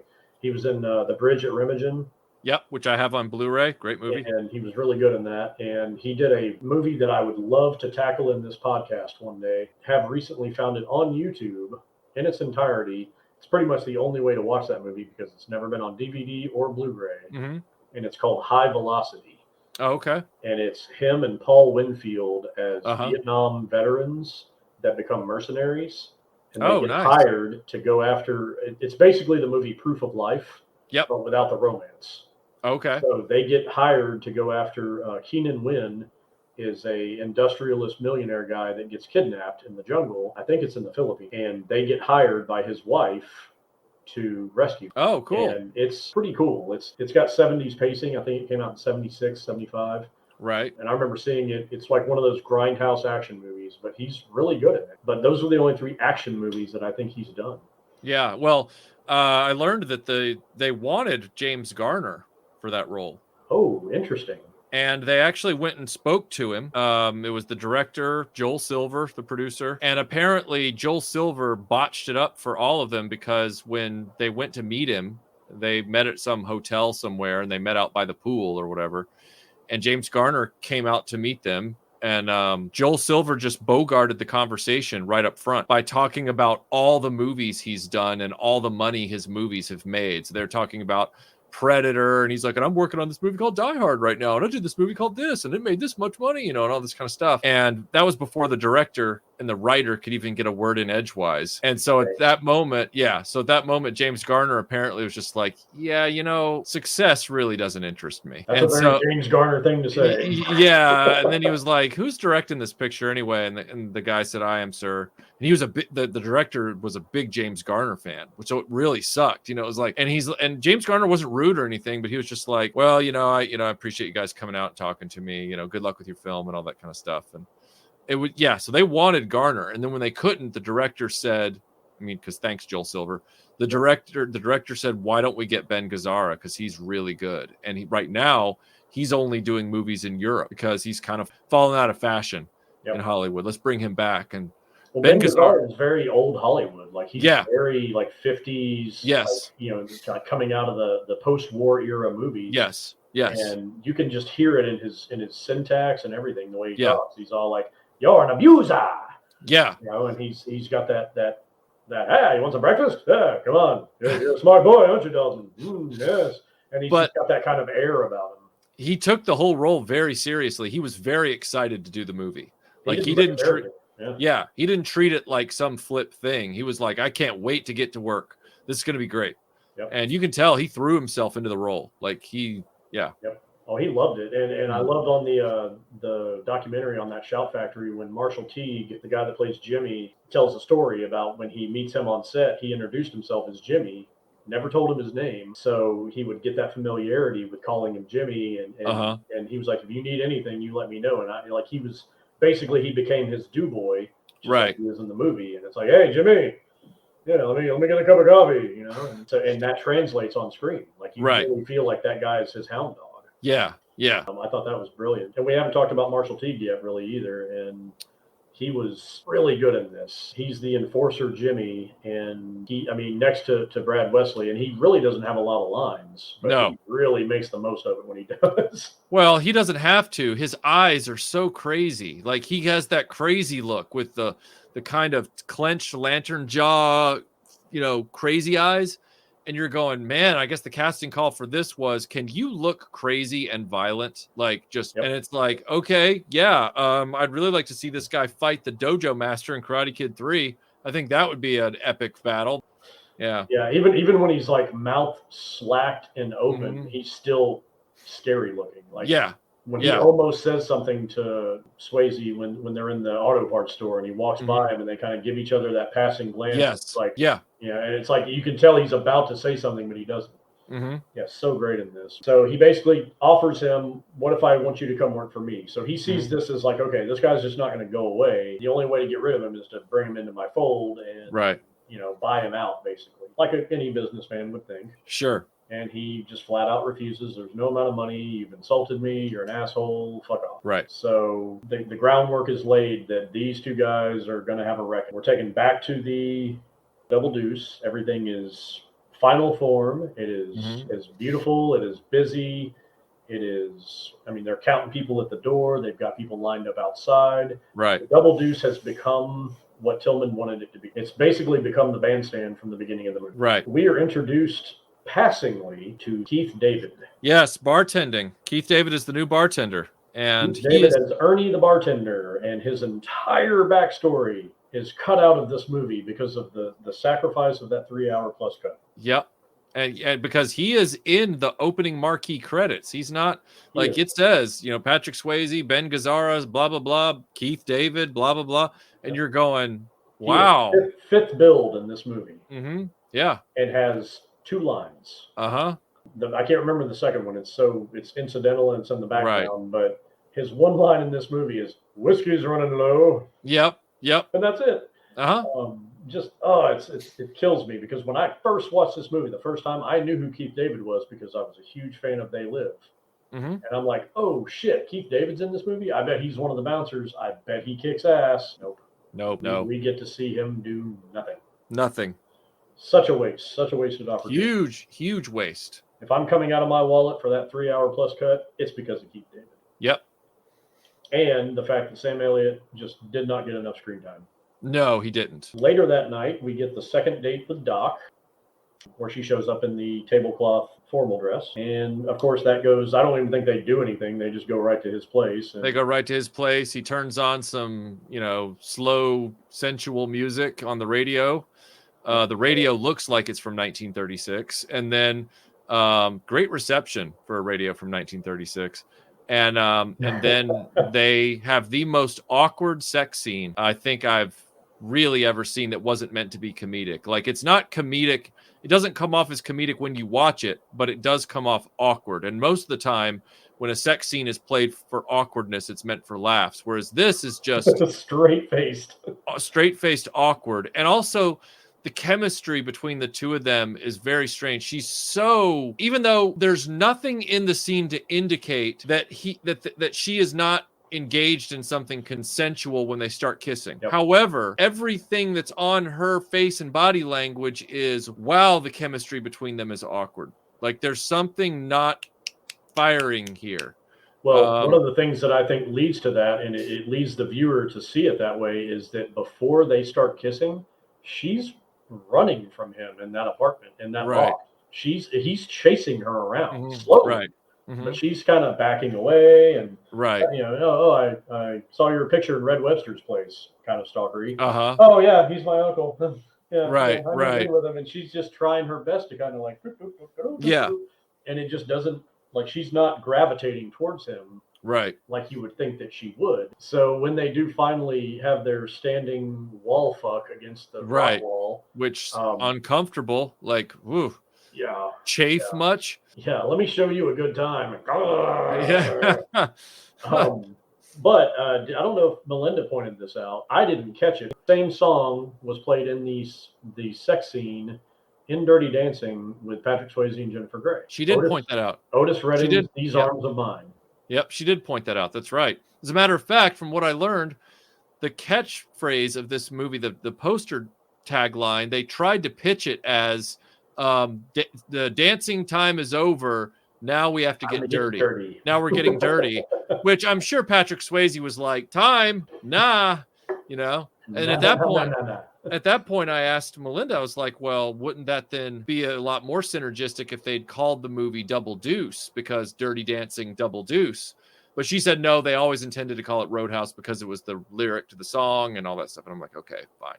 But yeah, so back to the sex scene. So yeah, it's kind of awkward. He is kind of romance chasing her around the room, because you're supposed to, as the audience member, you're supposed to know that Patrick Swayze is like the protagonist in the movie and he's not a bad guy. So, but it's also, it doesn't play that well. However, it's a little bit of fan service for the ladies too. And for the Patrick Swayze enthusiasts coming off Dirty Dancing, they were like, well, we got to have a sexy sex scene. And I feel like they were shooting the moon and it just didn't stick. It ended up just looking awkward and weird. Well, Melinda found some information tonight while we were watching it that makes the scene so watchable for me from here on out. It really does. I'm not even setting you up for a joke, although I'm about to relate a joke to you. She discovered that Bill Murray were friends with Kelly Lynch's husband. And so every time they catch this movie on TV, when it gets to that moment, they crank call Kelly Lynch's husband, and they're like, "Hey, we're watching your wife fuck Patrick Swayze," which to me is just hilarious. So now every time I see the scene, I get to hear Bill Murray's voice on the phone. That was a choice, having the wall thing. Yeah, and I think it's because she was a little bit taller than him with heels on. Right. Maybe I didn't see that right, but I feel like there had to be a reason. Sure. This isn't quite as bad as Kelly McGillis doing a half split to make out with Tom Cruise. And right. Gun, but right. I don't know. There was some reason for it, but maybe they were just trying to over sexy it, and they maybe they just wanted to. I don't know. Maybe they were just trying to throw some romance into it or something. Right. Yeah. Romantic. Like, how romantic can you be in a barn loft? Sure. Yeah. So after that, of course, Brad Wesley watches the whole thing like a creep from across the river. And then he does the slow burn where you're like, oh, yeah, he doesn't like them fucking like that. Right. And of course, the very next scene is back at the Double Deuce, blind guitar player Cody gives Dalton the backstory that, you know who used to have a thing for Doc? Brad West. She left town and he went nuts. After that, Wade Garrett arrives. Sam Elliott's character pulls up on his horse, aka Yes. his chopper. He shows up and Dalton is in the back having a backdoor fight over the impromptu liquor delivery that he's arranged. Right. Because they were running low on liquor because after they fired the bartender, Ben Gazzara decided to seek revenge because he's in control of all the liquor distribution in town, cutting them off. And so they're getting it from a third party instead of Ben. Whiskey's running low. Yeah, exactly. There's one fucking line in this movie. Yeah, I would love to see a director's cut of this. I really would. They have the backdoor fight where Dalton gets overpowered by the 5 guys, and they're just hammering on his ribs, just beating the shit out of him. And there's a throwaway line that I think Terry Funk has, and he's like, "How do you like that, kung fu?" Yeah, yeah. It's like, all that kung fu and dancing ain't doing the shit for you now while I'm hammering your ribs. Sam Elliott walks in the back and he's like, "How's it going, mijo?" Yeah. And then the guy starts yelling at him something. What's it to you, old man, or something like that. Well, Terry Funk's, and this is an interesting point. Terry Funk says to Sam Elliott, "Mind your business, Dad." That's right. That's what it is. They are the same age. Yeah, Sam Elliott gets so much ageism in this movie. They're like months apart in age. Mm-hmm. And it's also said at the beginning when Dalton says Wade Garrett's the best, Tillman says Wade Garrett's getting old. I don't know if you know this. How old was Sam Elliott in this movie? I'm going to assume he was just in his 40s. 45 years old. Either 45 or 44. It's right on the cusp. How old was Patrick Swayze in this movie? 35? 37. 37, okay. Yeah.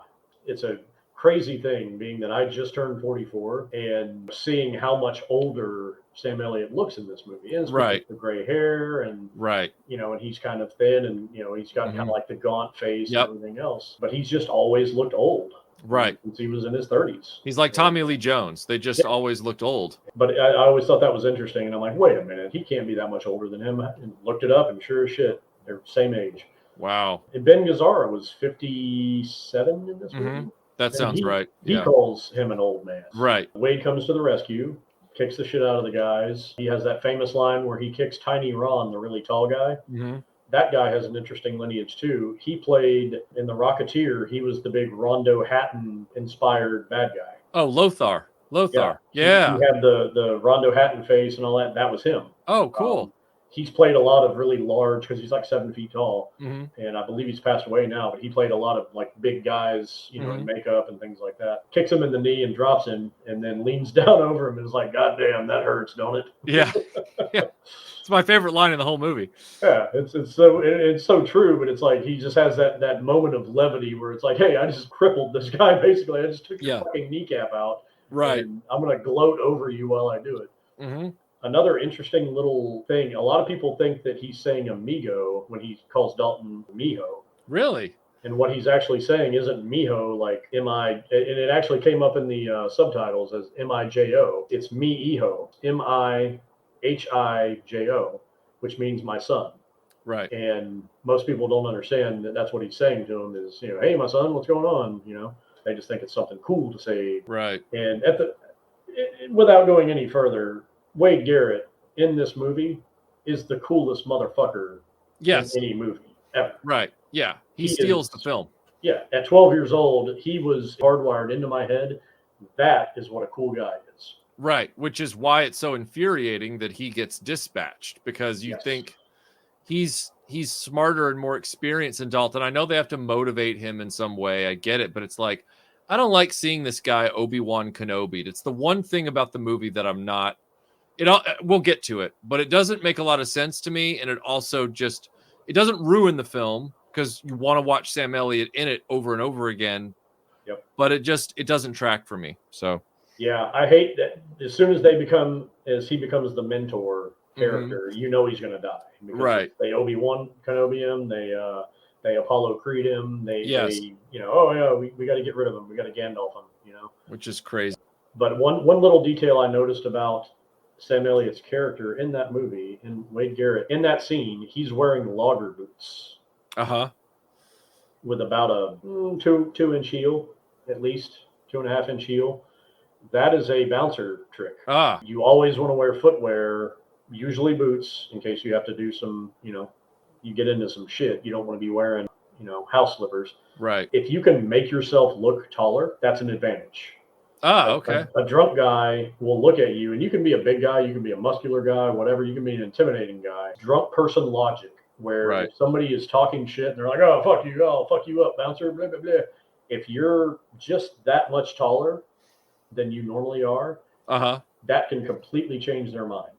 Completely disarm that situation where it's like, "Oh no, that dude's huge. I'm not going to mess with him." Right. So every little advantage, that's like Major League Baseball pitchers having Vaseline on their fingers or whatever. It gives them just that little bit of drop on their fastball or whatever. Right. And it just gives you that little bit of an edge. Mm-hmm. And whenever I was a bouncer, I wore boots that had a heel on them. And, I'm 6'2", but wearing those, it makes you 6'4". Sure. And that can be the difference between somebody really wanting to start shit and somebody just completely being like, you know what? I'm out. Like, this guy looks like he could punch me from across the room. Right. So it's an interesting touch, and I feel like they should have done more of that in this movie. And again, he did have a scene against a guy that's 7 feet tall, so maybe that was for that. Later that night, Wade and Dalton hang out with Doc, because Dalton is to the point now where him and Doc have fucked. Right. So he wants to introduce her to his surrogate dad. Right. And so they hang out, get a little bit more of the backstory on Dalton, that he killed a guy in Memphis. Some really, really good acting, some really intense acting in this scene, and I love it. Wade goes from being the coolest guy in the world to being that best friend, big brother, counselor to Dalton. When he tells him that dog won't hunt, you're still dragging that shit around with you, cut it the fuck loose. That's a very powerful scene. Yeah. And I love that right before that, he's dancing with Doc, telling her, like, "Oh, no, this is the part I tell you I want you for myself." Yeah, sure. I mean, we remarked watching it that Kelly Lynch doesn't have a lot of personality as a performer. It's probably one of the reasons that her looks only got her so far in her Hollywood career, because she just doesn't really emote all that much. She's kind of like Sam Elliott draws more out of her in a thespian interaction than any other person I've ever seen her act with. So his charisma brings more even out of somebody like her, who, if you were to look at her crossways, she'd probably be mistaken for a totem pole, because she's so just whatever. So yeah, it's he does a really great job in that scene. He elevates everybody's performance in that scene. Absolutely. And good actors do that. Good actors make you a better actor. Yep. And any actor will tell you. Yeah. Yeah, he sells that, and just as smooth as you can be, but he was still respectful. And it was it's like, was he kidding, or was he kind of serious? Like, would he really steal his best friend's girl? Probably. Right. But, he wanted her to know that she was worthy of that. Right. He thought she was really charming, and so he was turning on his own charm. Yeah. And then, of course, he delivers the line when she's walking to the bathroom, which is, I feel like it's one of the most misogynistic lines in this movie, is she has entirely too many brains to have an ass like that. But it's also in its own twisted way. It's a compliment. It's a huge compliment in a late 80s way, because it's saying, I recognize how smart and beautiful she is. Like, and that's when he looks at him and says, "You've got your hands full," or something like that. He's like, you got more than you can handle here, or something along those lines. I've always viewed it as a complimentary thing, in a macho way, but it's because so often really beautiful men and women don't have a thought in their heads. Right. And he wasn't saying that he wished she was stupider or dumber. And I feel like a lot of people would read it that way. Right. And say, well, wait a minute. But I feel like it was innocent enough, and it really kind of gives agency to her character too. Sure. That she's not just beautiful, but she's smart. Yeah. She's not just a hairdo and an ass in this movie. Right. Like every other girl is. Yes. He does give the great line right after that too. There's so many great lines in this, where she says, "Aren't you guys tired? Doc, I'll get all the sleep I need when I'm dead." That to me is the line from this movie. And I don't think anybody else could have delivered that line like Sam Elliott. No. He delivers lines like James Earl Jones delivers lines. There's just, if you want a line delivered a certain way, you get James Earl Jones and nobody else. You want a line delivered a certain way, you get Sam Elliott, nobody else. I mean, it's Now I want to see a cut of this movie with James Earl Jones as Wade Garrett. I don't mean that they're identical. I mean that they both have a very unique performance where you need that person. I didn't mean they were the same type of delivery. I just simply meant that they both can't be imitated. They're both, inimitable sounds. Yes. Red's Auto Parts is on fire. Sabotage by Wesley's Goon Squad. Beautiful explosion, by the way. Yep. I am a geek for just really good practical explosions. Yeah. I think it's an iconic scene from this movie too, as Dalton's running towards it like he's going to do something, just showing what a hero he is. He's running towards it in that slow-mo of him kind of running as it boom. Just an iconic scene. They go back inside, and Wesley and all of his crew are hanging out, trying to be intimidating, and the tension, cut it with a knife in that room. Everybody knows what's going to go down. Everybody knows it's about to be a scrap. Of course, Wesley's in there ordering a drink, talking shit, basically, like, I get those firemen in here. I want to buy them all a drink. Trying to save a bullshit draft dodger like Red Webster. Tells Jeff Healey to play something with balls so that his girlfriend, Denise, wants to get up and dance and do a striptease. So, of course, he starts playing Hoochie Coochie Man. Yeah. One of my favorite scenes in the movie, not just because she does her dance, but just the beginning of that song. I don't know if there's any other song you can play there. It's just that. Yeah. And everybody's kind of seized up a little bit, just kind of like, oh shit, this is the calm before the storm. Wade has that scene. Sam Elliott has the scene where he pulls his hair back. That's become a gif now. He's got the rubber band in his mouth and he's tying his hair back, which brings me to another point. Bouncers don't have long hair. Yeah, because they don't want it to get grabbed. Yeah. It is a liability when you are in any kind of fight, is to have long flowing hair or hair that can be grabbed. And that beautifully coiffed mullet of Dalton's, if I were in a fight with him, and if I get a handful of that hair, you're done. There isn't shit you can do because I've got a handle on your head. And so the fact that the two best bouncers in the world, in this world of famous bouncers, have long flowing hair, big problem. The dance ends and Dalton hands her back to Wesley, says, if you want to have a pet, keep it on a leash. He snaps his fingers and calls in his dog, Jimmy, who's been playing pool in the corner, and he comes over with the pool cue, puts on his little bow staff Star Wars kid display, and challenges all the bouncers to a fight.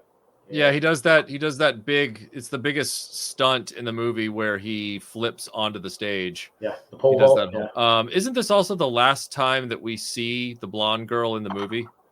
When which leads me to believe that there's footage missing that resolves her character somewhere, because this is the last time you see her. It's the last time you see the bouncers. It's pretty much the last time you see everybody at the Double Deuce except for the owner. Right. So this is like their big crescendo. All the bouncers get the shit kicked out of them, with the exception of the guy when they're all at the car dealership when it gets run over by Big. Oh, I guess you see the blonde girl at the car dealership. That's right. You do see her there. Yeah, that's pretty much the last time you see everybody. But this is the last time you see him in the bar. Right. And there's the big fight. He dispatches all of the bouncers, and then he calls out for Sam Elliott and says, they have a nice little fight. It's not very long, and if you had to count up points and say who won their part of it, Jimmy definitely gets the best shots in. But I love that they don't play up Sam Elliott's abilities in that scene. I love that they don't show him doing shit that an old man couldn't do. And I mean, he fights very much, and I love that we haven't even touched on this. I love that everybody in this movie has a different fighting style. Every good stunt coordinator is going to give each character their own style. If they all fight the same, the action can become very homogenized and vanilla, even if the audience doesn't know why. The audience can numb out if everybody fights the same. Yeah. But Wade Garrett's fighting style is just throwing hammer punches. And good defense, blocking, hammer punches. And Jimmy's doing kicks and flippy doos and all kinds of shit. And the fact that when he locks up Wade and Wade grabs him and upends him over his shoulder, even when he lands, he kicks up and gets him in the face. Like, I love that bounce back. And Jimmy's probably going to get the best of Wade because of his bad leg. which Right. they never address, but he walks with a limp through most of the Mhm. movie. During that fight, he is favoring that leg. When he's got the upper hand on Wade is when Dalton steps in, and even their little exchange is really, really fast, but I love it because Wesley's seen enough. He shoots his round into the roof. Hopefully nobody was upstairs. They wreck the newly renovated bar. Oh yeah, I yeah. mean, They're they throwing bar wreck it. stools and oh yeah. Yeah, they smash the back mirror on the bar and all that. I mean, they wreck everything just to prove a point, just to terrorize everybody. And that's kind of the big last hurrah of the bar fights. From there, we go to the meeting with the town elders. Yes, where they're trying to help Red and trying to encourage him to not leave or throw in the towel, even though his entire establishment's just been blown up. And we've got the Double Deuce has been smashed up a little bit from all this bullet hole in the ceiling, and that Stoudenmeyer car guy is just like, no, if you got insurance, this will all be fine. We can stand up to this guy. And then Red or Tillman, one of them is like, are you going to testify against him in court? And he's like, and he's like, yeah, that's what I thought. Yeah, it's like, yeah, talk a big game behind closed doors, but let's see what happens when it counts. Like, I got a friend in the FBI. Yeah. So yeah, that whole scene is very telling because that's when they truly reveal he owns the sheriff. Yeah. That he owns the He's police. got the sheriff of the police department in his back pocket, and that's the first time that's said. Right. Even though it's kind of inferred. Mm-hmm. So yeah, that kind of sets up that okay, the cops aren't going to help us here. Right. So that pushes our hero over the line where it's like, okay, I have to step in. Mm-hmm. And it's even further accentuated by as soon as they leave that meeting, Bigfoot 7 crunches over the brand new cars at Stoudenmeyer's Ford dealership. And nary a cop is around to stop it. Yep. None of them. Also, I think it's weird that they leave that meeting and those guys are already at the dealership. Well, again, it gets back to the whole thing of what's been cut in between, because at this point the movie is just moving. Like it's just like let's get toward the end. It's on a steep incline slide. Right. Yeah. And then from there they see what happens. Doc talks to Wesley. And he basically tells her, you better get him out of here or he's going down. So that's kind of Wesley's last chance of getting rid of him rationally, I guess, in his way. Dalton realizes the only way to deal with this is to either leave or to take him out, and he knows that he's got to take him out. Yeah. He can't run from this. Wade shows up at the barn while he's training. They have their little exchange. Wade tries to basically counsel him and say, look, you don't need this shit. And he's like, don't tell me what I need. When you get the famous punch catch. I've never seen that before in a movie, and I don't know if I've ever seen it since. It's the ultimate, it cements Wade Garrett is the ultimate cool badass. Because to be able to catch an aggressively thrown punch at your face, that's some macho big time man shit right there. Yeah, the only other time I've seen that of note in an action movie is when it's on the villain side of things. In Raiders of the Lost Ark on the flying wing fight, the German mechanic and Indy are fighting on top of the plane, and Indy throws a punch, and the German guy just catches the punch and then socks him in the jaw and knocks him off the plane, which is hilarious, but at the same time, it's more fun to see the good guy do it. It's more fun to see the good guy catch it's more fun to see it be a restrained, like, nope. Like, it's almost like a dad catching his son's punch and being like, no, we're not going to do this. Yeah, checkmate. Like, nope. Yeah. Like, you see, I just caught your best punch. Yes. Like, that's just a fraction of what I got for you. Yeah. And that's that errant child-father interaction kind of thing. Yeah. And as violent as that scene is, I think it's sweet. It's a sweet, like, no, we're not doing this, buddy. Like, you mean too much to me for me to let that continue. Yeah. And he kind of asserts his dominance as the older, wiser mentor. Mm-hmm. And it's like, yeah, I taught you everything I know, but I didn't teach you this trick. Yeah. And then he basically tells him, I love you. I'm out of here. Good luck. Basically, because he knows that he's got to do this on his own and he's not coming with him. So he leaves. Later that night, Dalton's hanging out in his loft. Doc shows up and tells him, you need to leave. Yeah. This is going to get even worse. You need to just go and get out of here, and then all this goes away. Nobody else gets hurt. Dalton kind of he flips her a bunch of shit. Like, he's basically like, no, fuck that. I'm not going. Like, I'm going to take him down. I know exactly who he is. Like we're talking he's about. He's going to play my game. He's wrestling with some demons from an unspoken, unexplained fuck up from back in his life. And it's like, I'm not going to let this stuff happen again. Wade explained some of it, but it's still vague enough to be intriguing. Yeah. They don't Book of Boba Fett it. They don't like make it all so explained that there's no mystery left. And and he's like, no, I'm going to stick this out and deal with this. Yeah. Something else explodes. Set Emmett's house on fire. Right. And then it blows up. Of course, they rush to his aid. They rescue Emmett from the burning house just in time to see Jimmy, the enforcer, riding away on his dirt bike. Yes. Interestingly, in that scene, Swayze goes in, grabs Emmett, is coming back out. I couldn't tell. I slowed down the play on the Blu-ray. I couldn't tell if it was actually Patrick Swayze carrying Sunshine Parker, the guy that plays Emmett. Right. I couldn't tell if it was him or not. But the scene, it definitely wasn't Kelly Lynch. So that was a stunt woman that when they leave the house and right before the house explodes, when they like fall down by the tree. But I'm fairly sure that was Patrick Swayze carrying him. Oh, okay. Which is even more impressive. Right.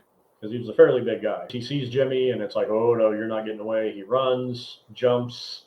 That is one of the few action scenes that Swayze did not do. Producers, director, whoever did not want him jumping on and yoking him off that motorcycle. Right. So you can tell that it's not him, but he catches him, gets him off the bike. They have basically the best fight scene in the movie. Yeah. It's the big epic showdown. Took them 5 days to film it. And as you watch the documentary on the Shout Factory Blu-ray, the blows in that were mostly real, and they beat the shit out of each other. Yep. He breaks that piece of driftwood. That's a real piece of driftwood that he breaks on Patrick. Can you imagine? Can you imagine? And he thought it was a prop.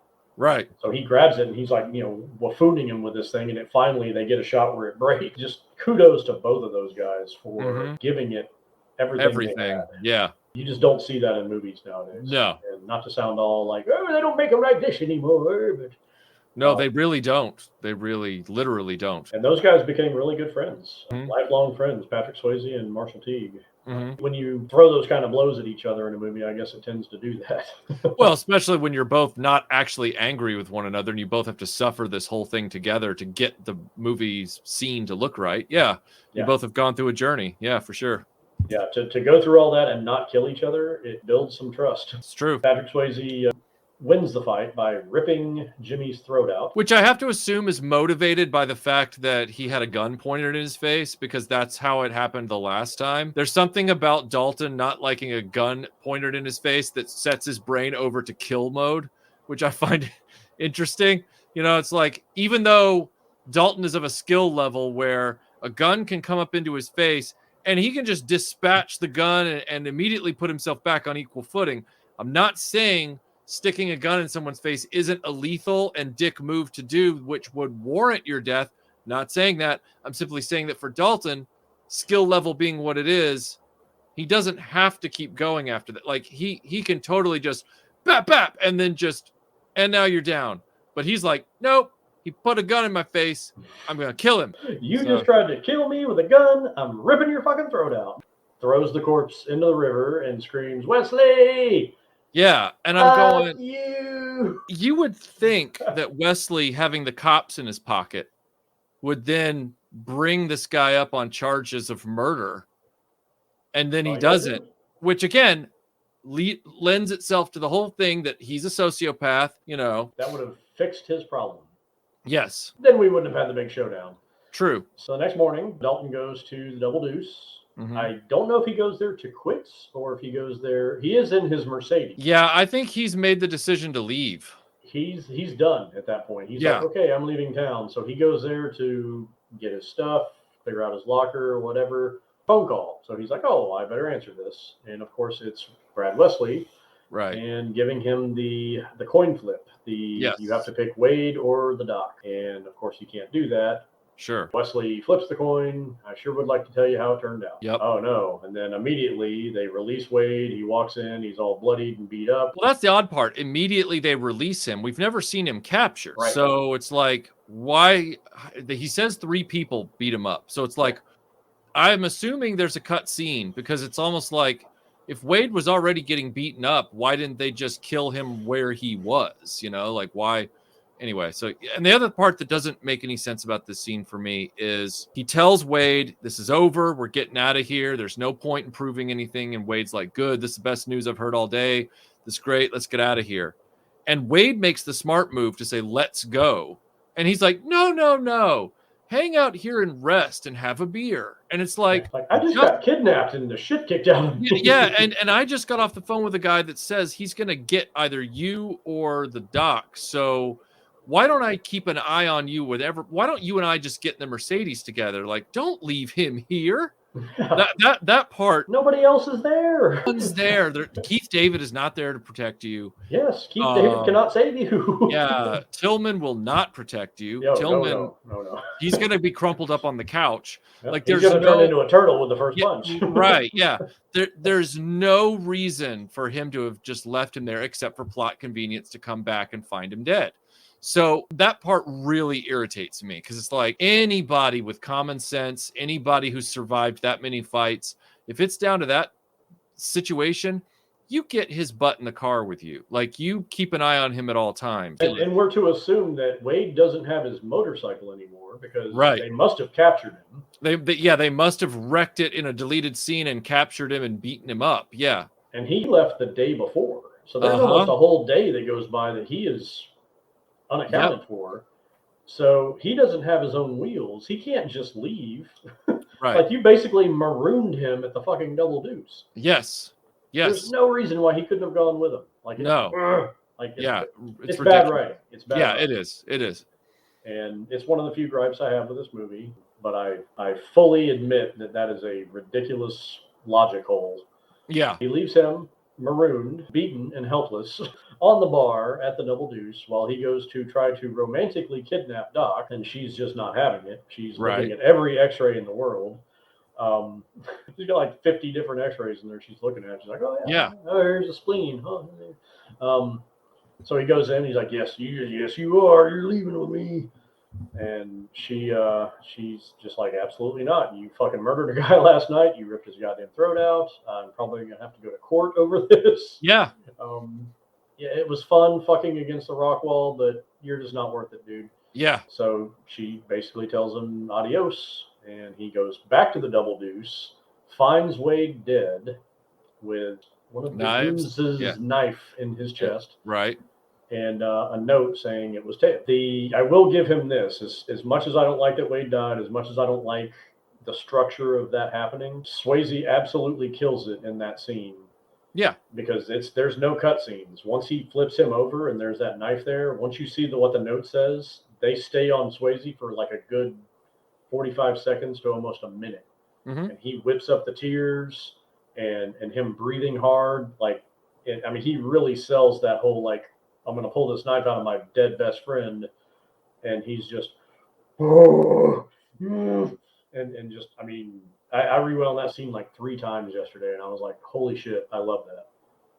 Because he does it. Oh, you killed my best friend. Now I'm going to get you. He really was a very underrated actor.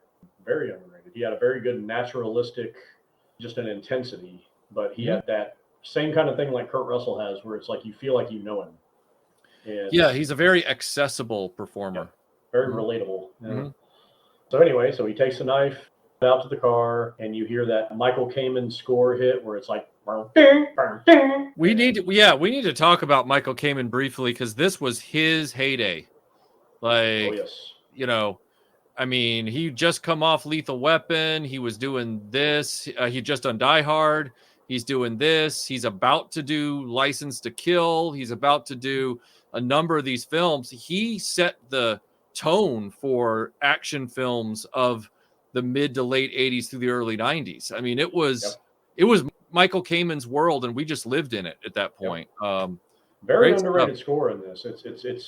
It's very quirky, and there's no resounding theme with it. Right. And he uses a lot of different techniques, but it's a really good score.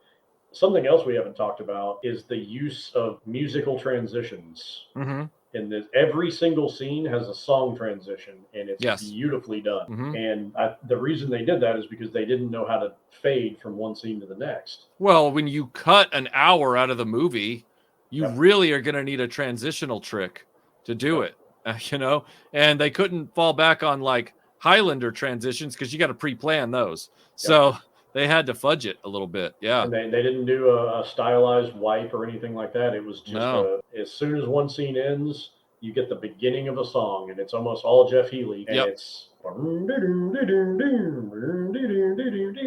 then boom, you're right back at the double deuce. Mm-hmm. And it's just a genius editing trick that they use to do that. It makes the music a character in the movie.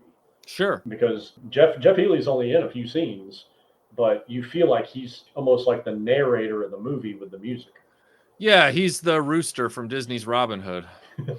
Yes. And now we are almost at the end. We have Dalton attacking the Wesley compound with his Mercedes. So he starts this whole sequence using his Mercedes as a battering ram, using the knife that he pulled out of his friend to jam the accelerator to the floor.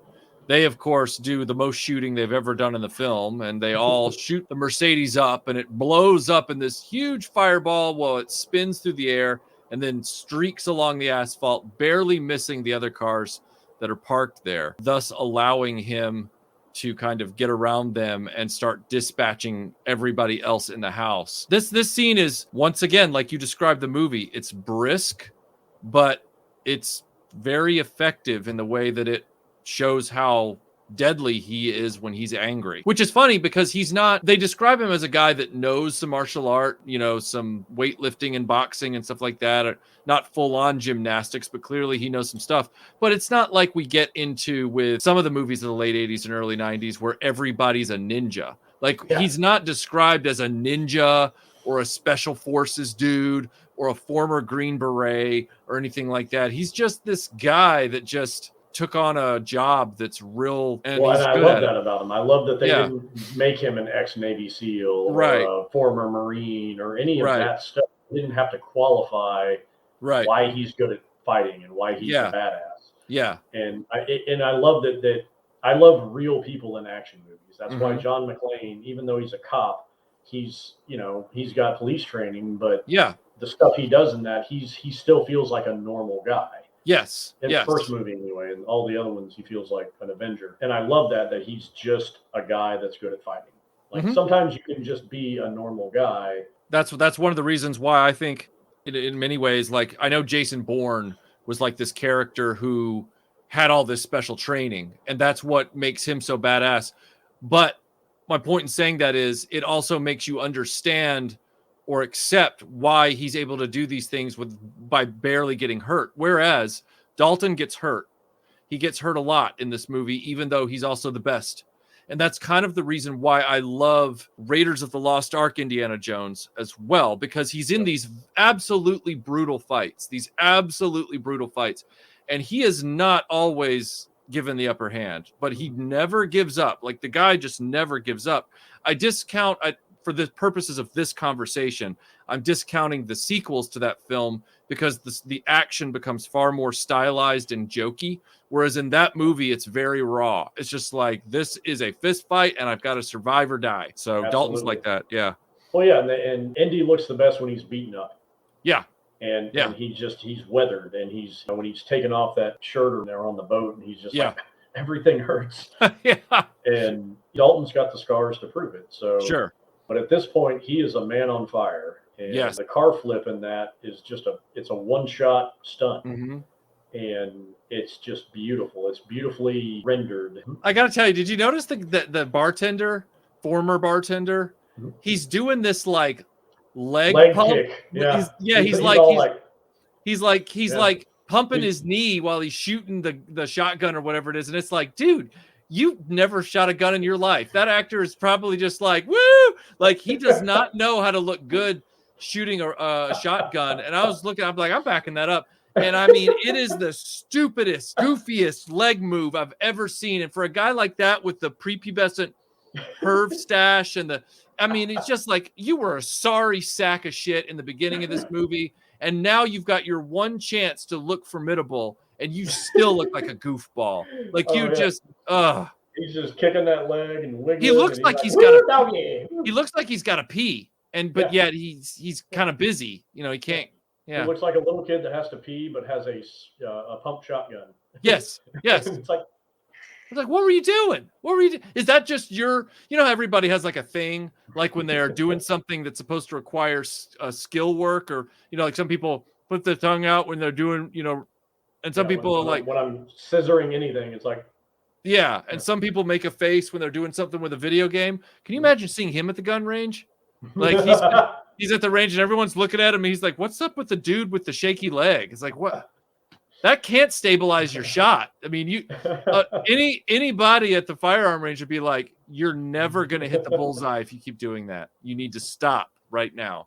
Hey, guy at the shooting range, how's it going? Oh, pretty good. I just hope that guy that kicks his leg doesn't show up. Damn it. I know. It's like the bullets are everywhere except the target. It's like, I don't understand. It's like, maybe because you're rock setting it, or you're rock heading it. You're rock heading it all the way through the magazine. Yeah. Rock setting it. Rock setting. Yeah. Come on, join the joyride. Anyway. I wonder if that song syncs up to the car flip. Oh, I know, right? Joyride. So while they are distracted shooting the Mercedes, Dalton gains access to the house and renders 2 goons inoperative. Mm-hmm. We don't know if they're dead. I tend to not think they're dead. I just think they're incapacitated. They're knocked out, whatever. They don't have any visible wounds. Right. Terry Funk is laid out, his wrestling boots on, where you can see him in full glory. Mm-hmm. Angry science teacher is also taken out. And so then the lead bad guy, enforcer, becomes Gary, who we haven't talked about, old Razor Boot himself, played by an actor stuntman named Anthony DeLongis. Oh, yeah. And he, the couple years before this, was in the Masters of the Universe movie as the character Blade. Yes. And he is also the preeminent whip master in Hollywood. Mm-hmm. If for the past 30 plus years, 35 years, if you needed somebody to use a whip, he is who trained him. He's who trained Michelle Pfeiffer as Catwoman. Yep. Very good martial artist, by the way. But he becomes the de facto enforcer now that Jimmy is dead. Yes. And so he's creeping around with a shotgun trying to find Dalton, and he becomes the audience basically follows him at this point through the house, and he finds those two, and then he finally finds Dalton. Dalton sneaks up on him, incapacitates him. They have a little bit of a fight, flips the knife up in the air, catches it, stabs him in the stomach, says tails again, because it's obviously his knife that killed Wade. Not only does he kill him that way, but Pat the bartender, Mr. Leg Kick, on the second floor, tries to shoot him with that shotgun. He shields him with Gary, shoots him in the back, takes the knife out, throws it, kills him. Kills the bartender, yeah. So, it's very efficiently done. I mean, it's a nice economy of action. It's like it's a very smooth, now you're dead. Fastest way to kill 2 guys ever, I think. Yeah, and it's where I guess it was the reason I was bringing up the whole thing about it's never been established that he's a ninja, nor does he know how to have any mastery with weapons. So when he just like throws that knife, it's kind of like, all right, we're getting a little American ninja here, just a little bit. Yeah, that was a little superhuman. You can throw a knife, but to throw a knife hard enough to stick into a guy that's 15, 20 feet away. Right.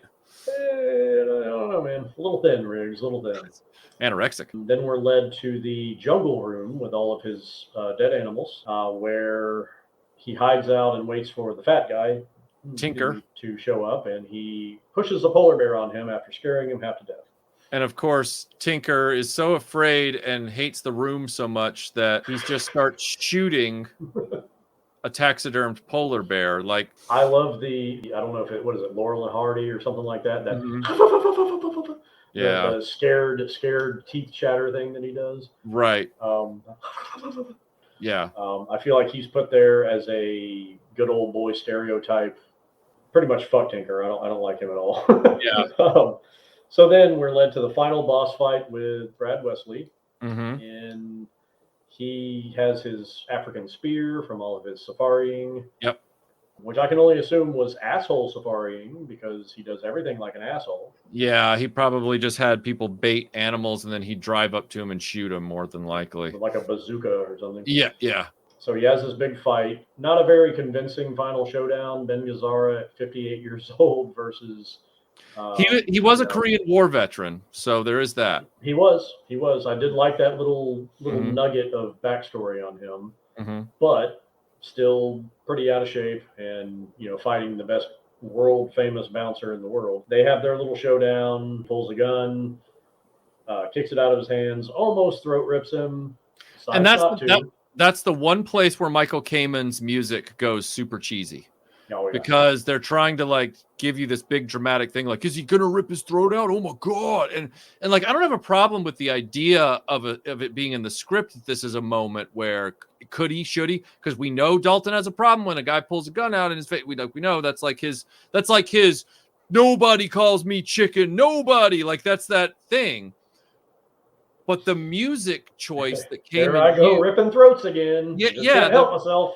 The music choice that Kamen uses there really over indexes on the gravity of it. It works against what they're trying to accomplish in that one moment. Kind of like how the reaction to Opinions Vary is too much for what just happened. Yep. And so that this whole thing, I feel like that's the one area where Kamen's score overindulges. It undercuts the scene and it doesn't service it well. So those heavy horns, they don't do it. Yeah, they don't do it justice. And then of course the town elders show up, and they all have shotguns, and they all decide to do the dirty work for Dalton. He's done enough for this town. Yeah, because we're gonna blow away Brad Weston. Right, because he decides not to murder him, but then Gazzara tries to shoot him anyway, and that's when the town elders all just blow him away with their own shotgun blasts, and And then, of course, the cops finally show up. They put the shotguns away, and their defense for not getting arrested immediately, or even having guns pointed at them and saying, okay, get down on the fucking ground, whatever, is, I didn't see nothing. Did you see anything? Well, like, where could Red go in the 5 seconds he had to put all those guns away where they wouldn't be found as evidence of what? Like, what, flush them down the toilet? And were they Wesley's guns that they just picked up off all the other guys, or were they their own shotguns? I think those were his own shotguns, maybe. You mean that their own shotguns? Right. So if they're found, I mean, or maybe they were Brad's because they were in that jungle room. Maybe I don't. Maybe he had an armory of shotguns. Well, he had guys loaded down with weapons. That's why. But it just, where would he have been able to putter off to put those where they wouldn't be seen? He put them in the pantry. Yeah, or like he put them in the taxiderm giraffe or something like that. Like, hey, Chief, we got a polar bear over here with a whole bunch of shotguns in its ass. Right. And this is where I have my biggest problem with Tinker, is because they asked Tinker, and he's like, polar bear fell on me. And that's supposed to be really funny. Like, that's the last line in this movie. Yeah. It's supposed to be so funny, and everybody's supposed to laugh. And at the time when I was 12, I laughed. But now, I don't laugh so much at that line. Not because it's not meant to be funny, but because Tinker was a member of Wesley's gang. Tinker was an accessory to and witness to multiple murders in cold blood. And now he's just being played for, like, teddy bear laughs. Like, oh, Tinker's like the dumb, like, funny one. Like, he's just harmless. And it's we didn't kill you because you're cute. Yeah, you're like the fat guy, and we like to laugh at fat people. Her. And it's just kind of like, he's a murdering scumbag. Like, he's not. It's very strange tonally for me. It's kind of like, I'd almost rather he just be dead under the polar bear, like just crushed to death. Yeah, I would have been more satisfied with that. Yeah. This movie's been called the greatest B movie ever made. I could see that. I take a little bit of issue with it because I couldn't classify this as a B movie. That's always a sliding scale based on opinions. I wouldn't either, because it stars Patrick Swayze, Sam Elliott, Ben Gazzara. It's got a lot of good names in it. Joel Silver produced it. People just like to throw out B movie when they think that the film's not very good. Like, that's Well, and I've heard that this is the best bad movie ever made, which I totally take issue with. Yeah, it's not a Because bad movie. nothing about this movie makes it a bad movie. Right. Samurai Cop is a bad movie. It is Mhm. poorly acted. It's poorly written. It's incompetently directed. The music is ridiculous. The effects, the fight scenes, everything about that movie is bad. It's still hilarious. Sure. It's entertaining as shit. I love that movie, but it's bad. It's bad. This movie is not only competently directed, I'd say even very well directed by Rowdy Harrington, who didn't Mhm. do a whole lot else. He did do the movie Striking Distance with Bruce Willis, which was pretty good, fairly good. It has its moments. And the cinematography in this movie is brilliant. Mhm. Dean Cundey, Yes. who was John Carpenter's cinematographer for all of his classics: Halloween, The Thing, Big Trouble in Little China. He did Jurassic Park. He did Jurassic Park. He for Spielberg. He did Back to the Future. Oh yeah. He did Roger Rabbit. He did Romancing the Stone.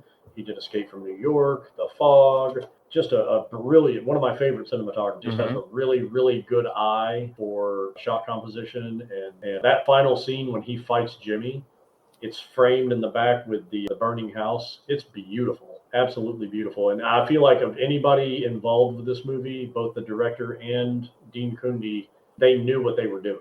Mhm. Like they knew what this movie was. Yeah. I feel like everybody involved really knew what this movie was. They knew they were making a drive-in movie. They were making an action-packed, fun fantasy. Uh-huh. So yeah, this isn't a B movie or a bad movie by any stretch. Are there ridiculous parts? Sure.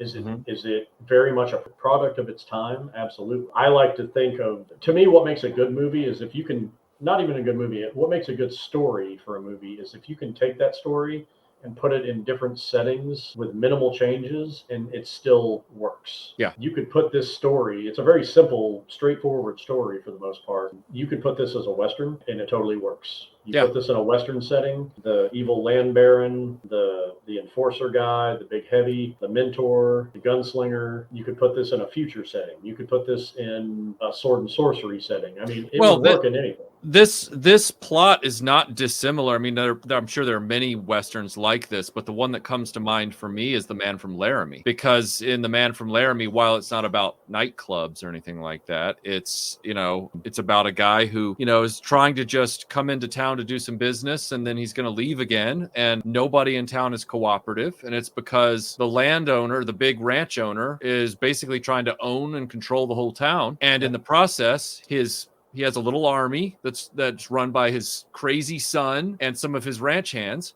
and they just make life miserable for everyone. And Jimmy Stewart his character is one that won't take any crap and pushes back, and he keeps pushing back. And guess what? Just like with Roadhouse, there comes a point where his hand gets shot through, and they torture him, and then they try to run him off, and then what does he have to do? He has to take everybody on. So yeah, it's a Roadhouse is an entry in a deep legacy of that archetype of filmmaking, of that kind of genre of the man that comes into a troubled town and has to sort everything out. I mean, in some ways, although this film's more complex in its structure, in some ways you could run parallels with Fistful of Dollars, which is Yojimbo from Akira Kurosawa, but that's more about two warring factions and a guy caught in the middle, which I guess in some ways you got Red and Emmett and the car dealer guy, and you got those guys on one side, and then you've got Wesley and his goons on the other side, and then you got Dalton in the middle. There's a little bit of Yojimbo in this, and Yeah. I feel like just at another genre this would work as is the samurai. I mean, he's basically a samurai. He has different masters with different bars that he works with. Yeah. All right. The last thing I want to do is something that I call bullet points. Okay. What these are is basically 5 action movie cliches, and they are going to be different for every movie that I do. But we're going to say the cliche and then talk about how it relates to this movie. Okay. Whether this movie includes it or not, basically. Number 1, I'm getting too old for this shit. Well, yeah. I mean, that's Wade. I mean, it's never stated, like Lethal Weapon and right. What really made it famous, but it is an action movie trope. Wade is getting too old for this shit. Mm-hmm. He is referred to as an old man twice Mm-hmm. and dad by Terry Funk. And also, Kelly Lynch says it to Patrick Swayze when she says, "You can't do this your whole life. You're going to end up an absolute mess. You know, you're going to crippled when you get older." Yeah. Right. Number 2, let's get the hell out of here. Well, yeah, because Wade wants to get the hell out of there, and then Swayze's finally convinced, let's get the hell out of here, but he's convinced too late. So yes, unfortunately. Yeah, unfortunately. So there is that. Well, and I feel like that's, like we talked about earlier, I feel like that's Wade's entire arc there, is to try to come and get his friend out of there. Yes, because he's right off into the sunset. Yeah, there's no nobility in winning this fight. There's nothing to prove here. The third one is writing checks your butt can't cash. Well, I mean, we see some of that in some of the goons, like the bartender guy that wants his job back. You know, he calls the guy Chicken Dick, who can kill anybody in the bar. Like, that's not very wise. A lot of those guys are a lot of those throwaway cannon fodder guys of Wesley's army. Their mouths are always writing checks. And then some of the other guys too, like the dude that was the original head bouncer of the Double Deuce. He writes a bunch of checks. His mouth can't cash when he gets fired. Not only does he get fired, but he gets incapacitated at the end, and he gets his ass kicked in the middle of the movie. So he literally writes 3 checks that his butt can't cash. Yeah. And then guy from Emergency. Kevin Tighe, yeah. He is in a way is an entire character that can't, he's writing checks he can't cash. He can literally write checks he can cash, but that's all he's got. He doesn't actually have the fortitude of character to see the plan through unless Dalton sticks around. We've already seen that he got intimidated to give the bartender his job back, and Dalton was the one that had to force everything back to the way it was. In other words, like, we're not changing our decision. I get it, you're scared. I get it, you're going to turtle up on the couch, but we're not changing our decision. So in a weird way, he's one of those characters. And then finally, I would say that Wesley is that guy too, because even though he's been the power base this long, Wesley is this guy who is pushing the wrong dude too far. Like, he has overreached with his want to have absolute control over everything, to the point that he's really starting to make major mistakes that are getting the devil on his ass. Yep. So, like, if you think of the Clint Eastwood movie High Plains Drifter, right? These townspeople wanted to run the town their way, and so they kill the town marshal with bullwhips. You find out they killed him in cold blood out in the street. Well, that was like the one unnecessary thing they didn't have to do. But the moment they did that, they literally got the devil on their ass. Yep. And so in this case, it's like Wesley has written checks and written checks and written checks, and now he's really going too far. He's power tripping, and he's tripping up. Well, and not only Wesley doing this, but also Dalton breaks his own rule by underestimating his opponent. Yes. And Wesley does the same thing. They both basically spend the entire movie underestimating each other. Right. And not expecting the unexpected. Mm-hmm. Because if he expected the unexpected, then he would have expected Wade to get stabbed in the heart when he left him there. Yes. And bullet point number 5, more than meets the eye.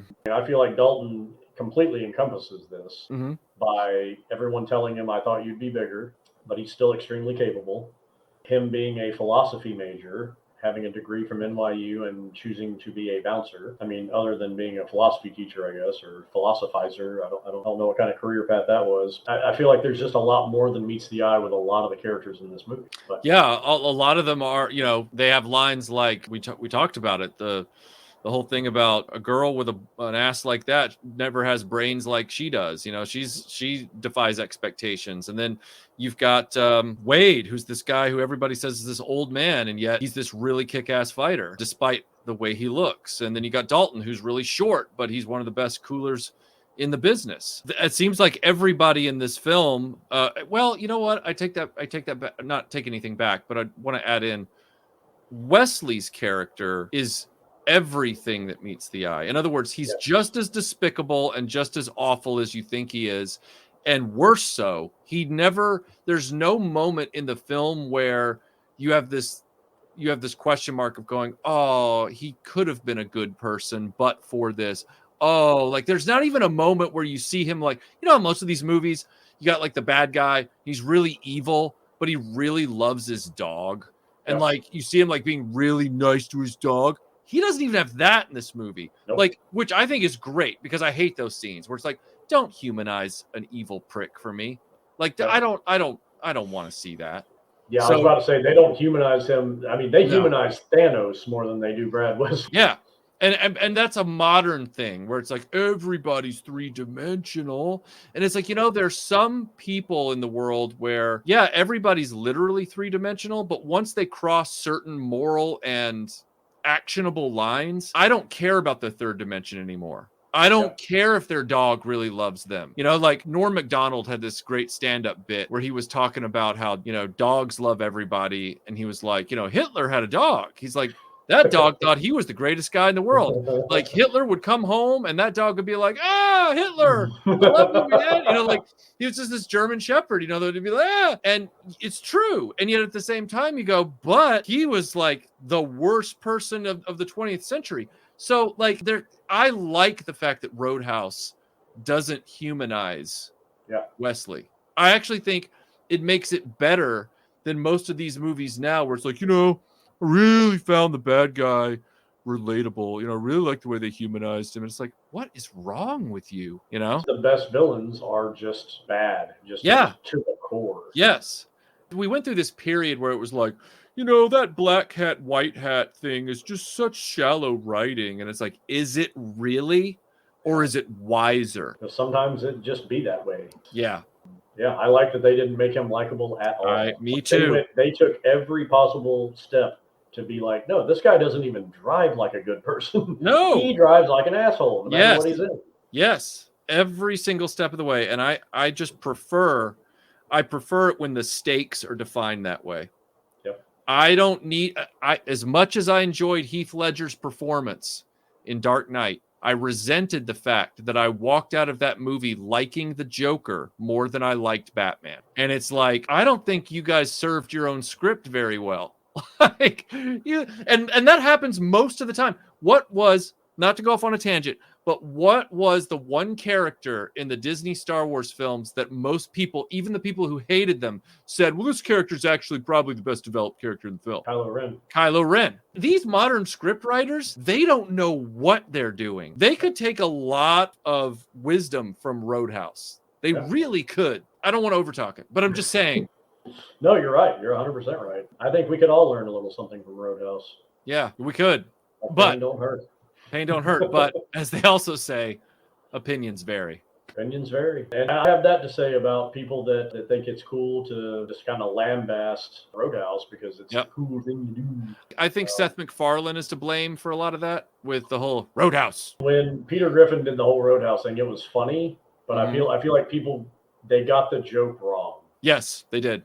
Yes, he was making fun of it, but he was also kind of saying how awesome it was. Yes. And the wrong people, as per usual, the wrong people get a hold of something and then it becomes this other thing. And it's become this, oh, let's make fun of that. It's almost like the Die Hard's a Christmas movie thing. Yeah. Where it's like, oh, God, like quit being a basic bitch about things that are awesome. Yeah. Like, yes, Roadhouse is not an Oscar-winning film. It was nominated for Razzies.